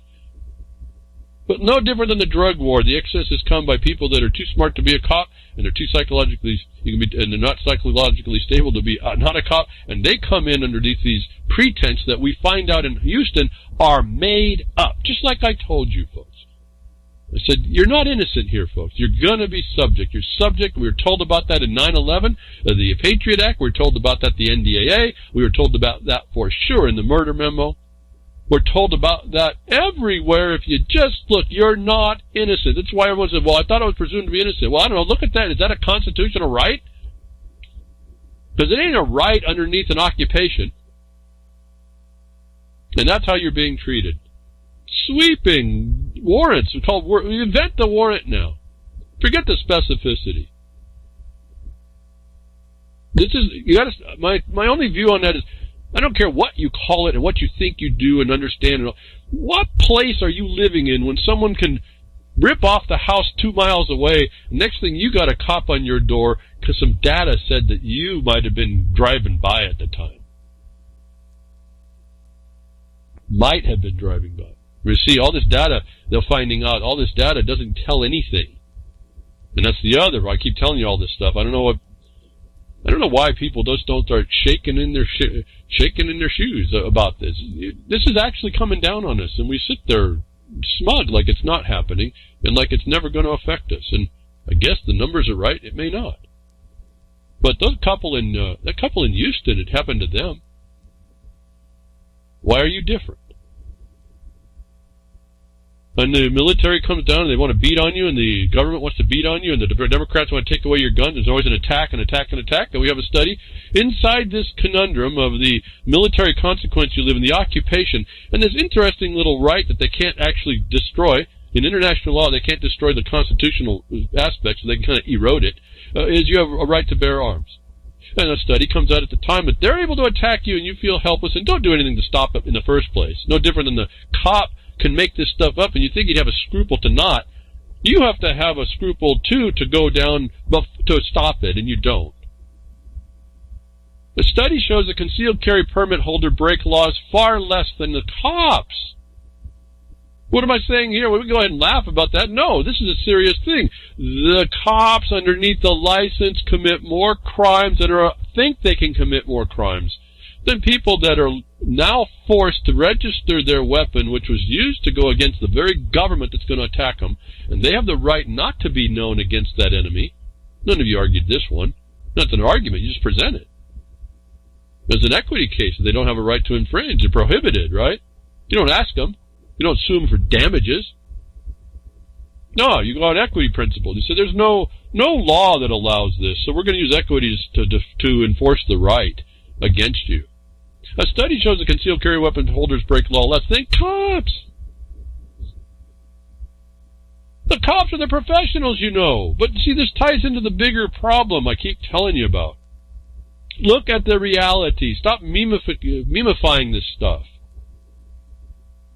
And then when you see the reality, if you don't respond, you could be the next victim of it. Or your loved ones. Or your neighbors. And guess what? Maybe you won't be able to, they're gone, you won't be able to borrow their lawnmower next week. Titles are just, I was thinking about this. I really need to develop these stories a little bit more. But, the title is all I need to see. It truly is.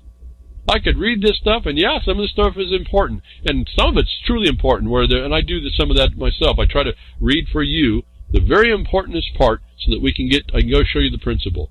But this title is all I need here. Now, what would you do with it? Well, it's a study, it's a finding. It shows the cops need more constraints despite their certification. It pretends what happened in Houston and everywhere else we found the shooters. And this is getting back to me. I just didn't even think about it till again. I just kind of put this out of my mind. This is where I started. I was almost a victim of this fabrication of a crime to get you out and put 5 cops pointing their guns at you, and then they start yelling at you to do things you can't do all at once, like come here, go away, get in your car, stand up, lay down.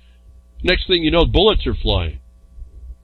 That's where I start here, decades ago, folks. Otherwise, I was oblivious to all this stuff like most of y'all. It's still here, and it's worse.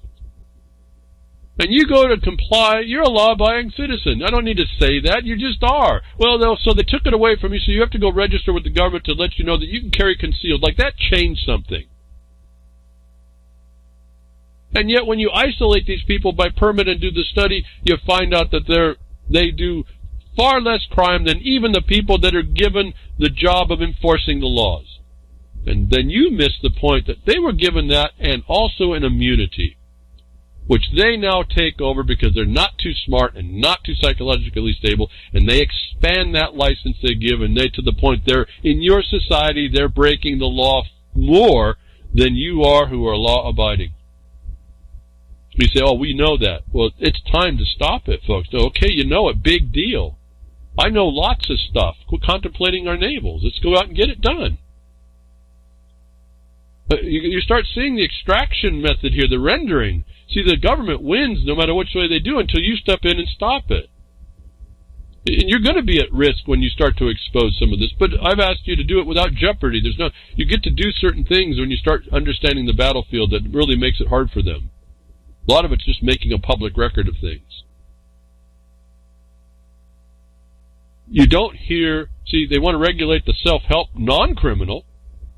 They don't sufficiently regulate the official criminal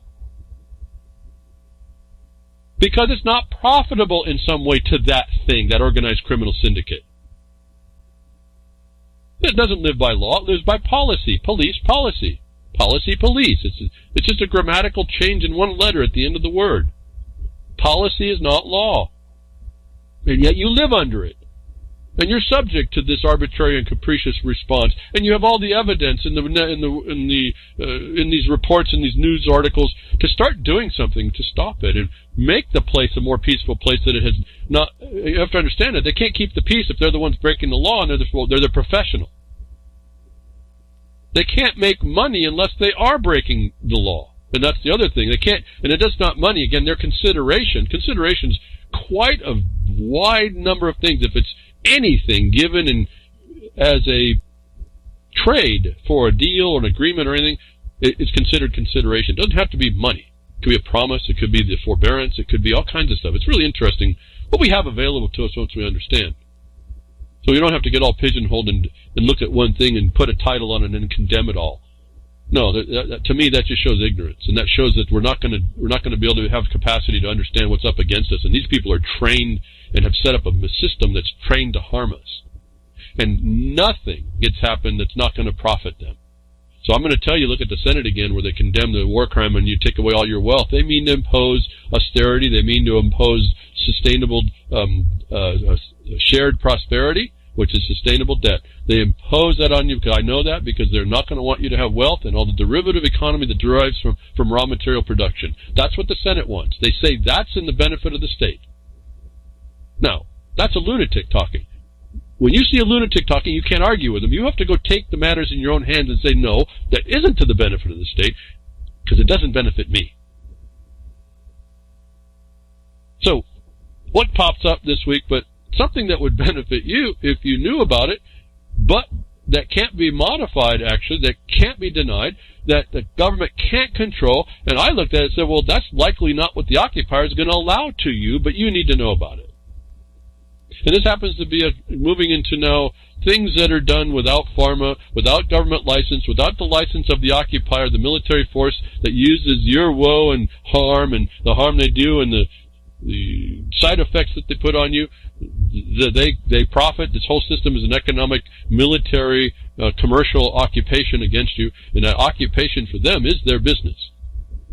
And we hear these little stories that there is things out there. It does take a little bit of technology, but they're not able to be regulated at some level once they're proven to be useful. And then you also find out they're also not done in the United States. Again, more clues as to what to expect as long as we keep silent.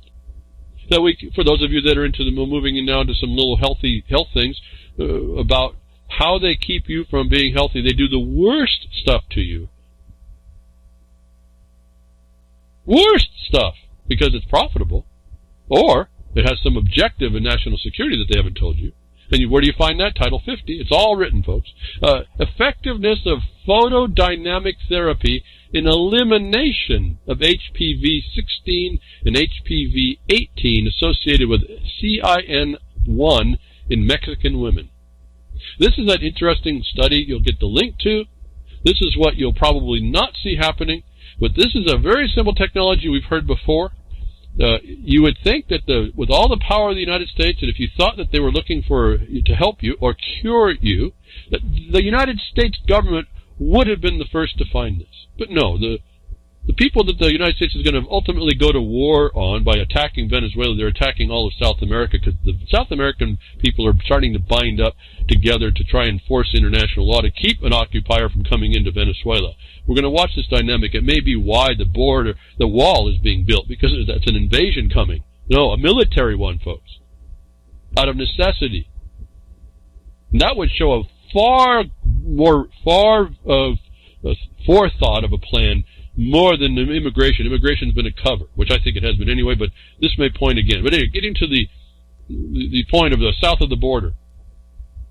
They've come up with a technology about HPV. What did we do in the United States to come up with vaccines? And for children, you give immunity to the companies who don't have don't produce the product that we find out they're supposed to do. That HPV vaccines are now given to boys as well, and we see the detriment, the harm that's caused, that's not spoken of, but it's written in the product data sheet if you look, that this technique isn't a vaccine. It's a technique that I've read before. You get a dye to go to that's absorbed by a tumor, and then you shine a particular light on it that the dye responds to, which either puts in just heat or actually causes chemical oxidation byproducts when the light hits the dye. They have found when you put this dye that they have into someone with these cervical propensities, cancer propensities, and then you hit them with the light, and this is hearkening back to some technology a long time ago in the 1900s to the 20s, the 30s, the doctors of which were condemned and put in jail. This technology is showing you can use a dye, a simple dye, and a particular light to destroy cancer for HPV. You don't need a vaccine. Once you get it, you can stop it. And so you can, again, I can read through this, big words and all. You know, I don't do that well sometimes, and I'm doing less well every month, it seems. Just either not interested or just it's not happening, folks. Like I said, my time may be coming. Within 20 years, I don't know. You're going to have to carry on without me, I'm sure. But so I'm not interested in reading some of these big words. I did to read the article. Fascinating, folks, how simple it can be. You do need doctors to do this. They need to do it right. The point is that it doesn't take all this immunity and fraud courts to keep you from and autism and whatever else, the multiple immunological attacks that the medicine happens in the United States. It's allowed by the agencies. And the only reason why I can see that would be the case is because they're making a war against you. You're an enemy. They treat you as a human, as I talked about it before. You're an animal.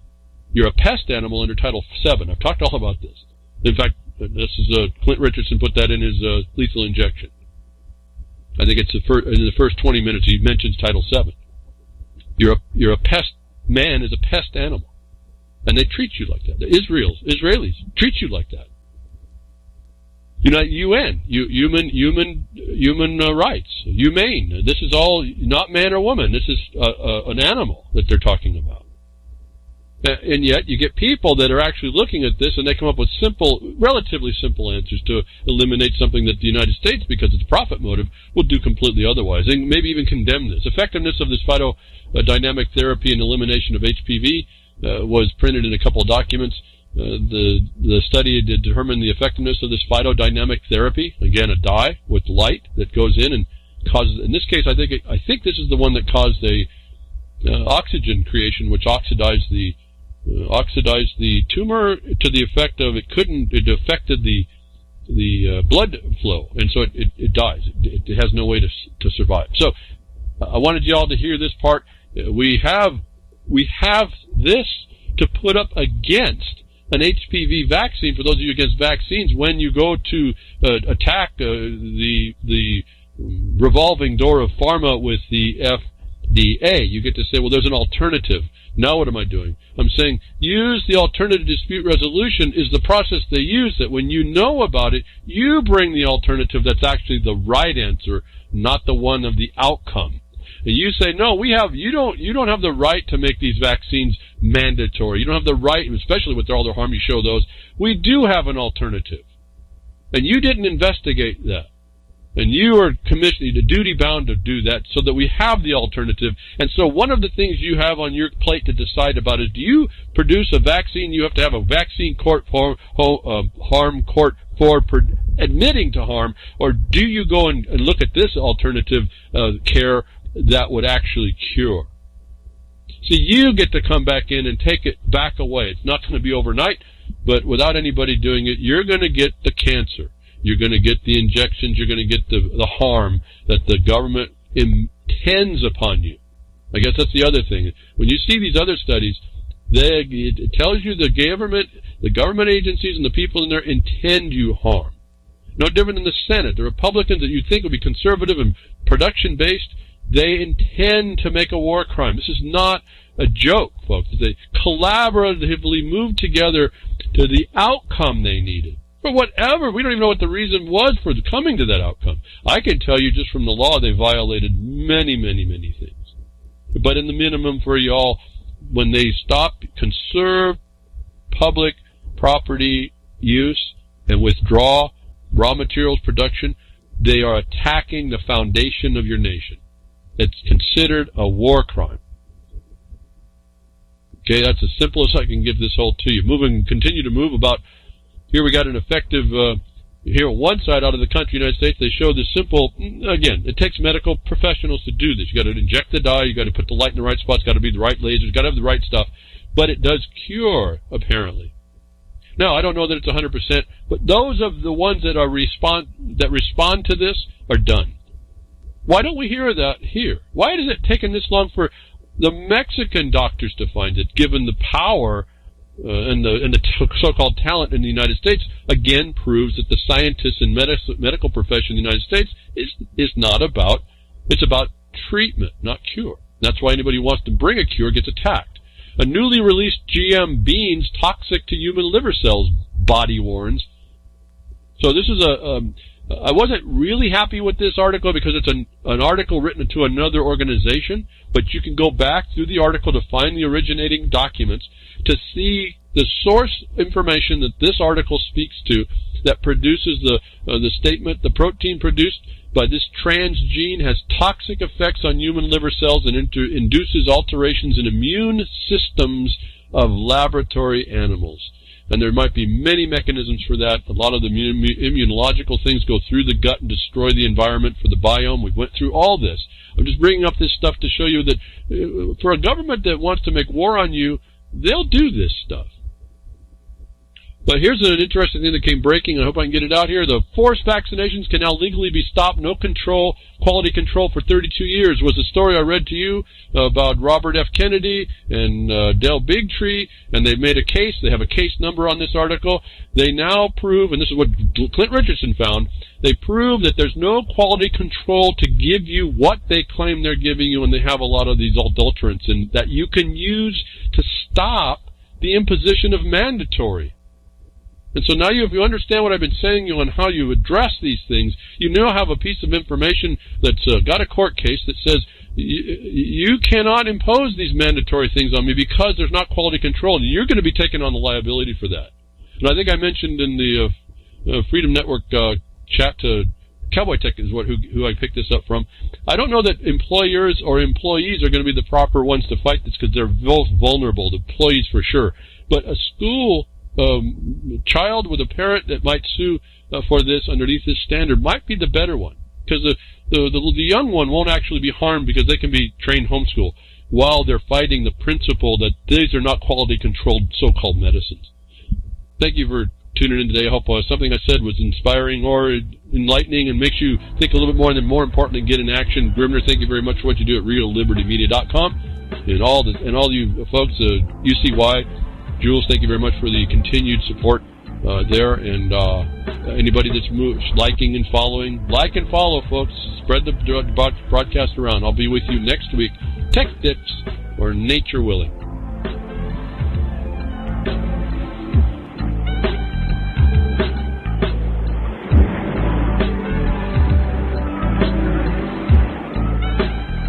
Well, that's another lesson. I hope with today's information you can take it to those that misbehave. From behind the woodshed, leaving his mark on the beast, this is Hal Anthony. Till next time, journey with purpose.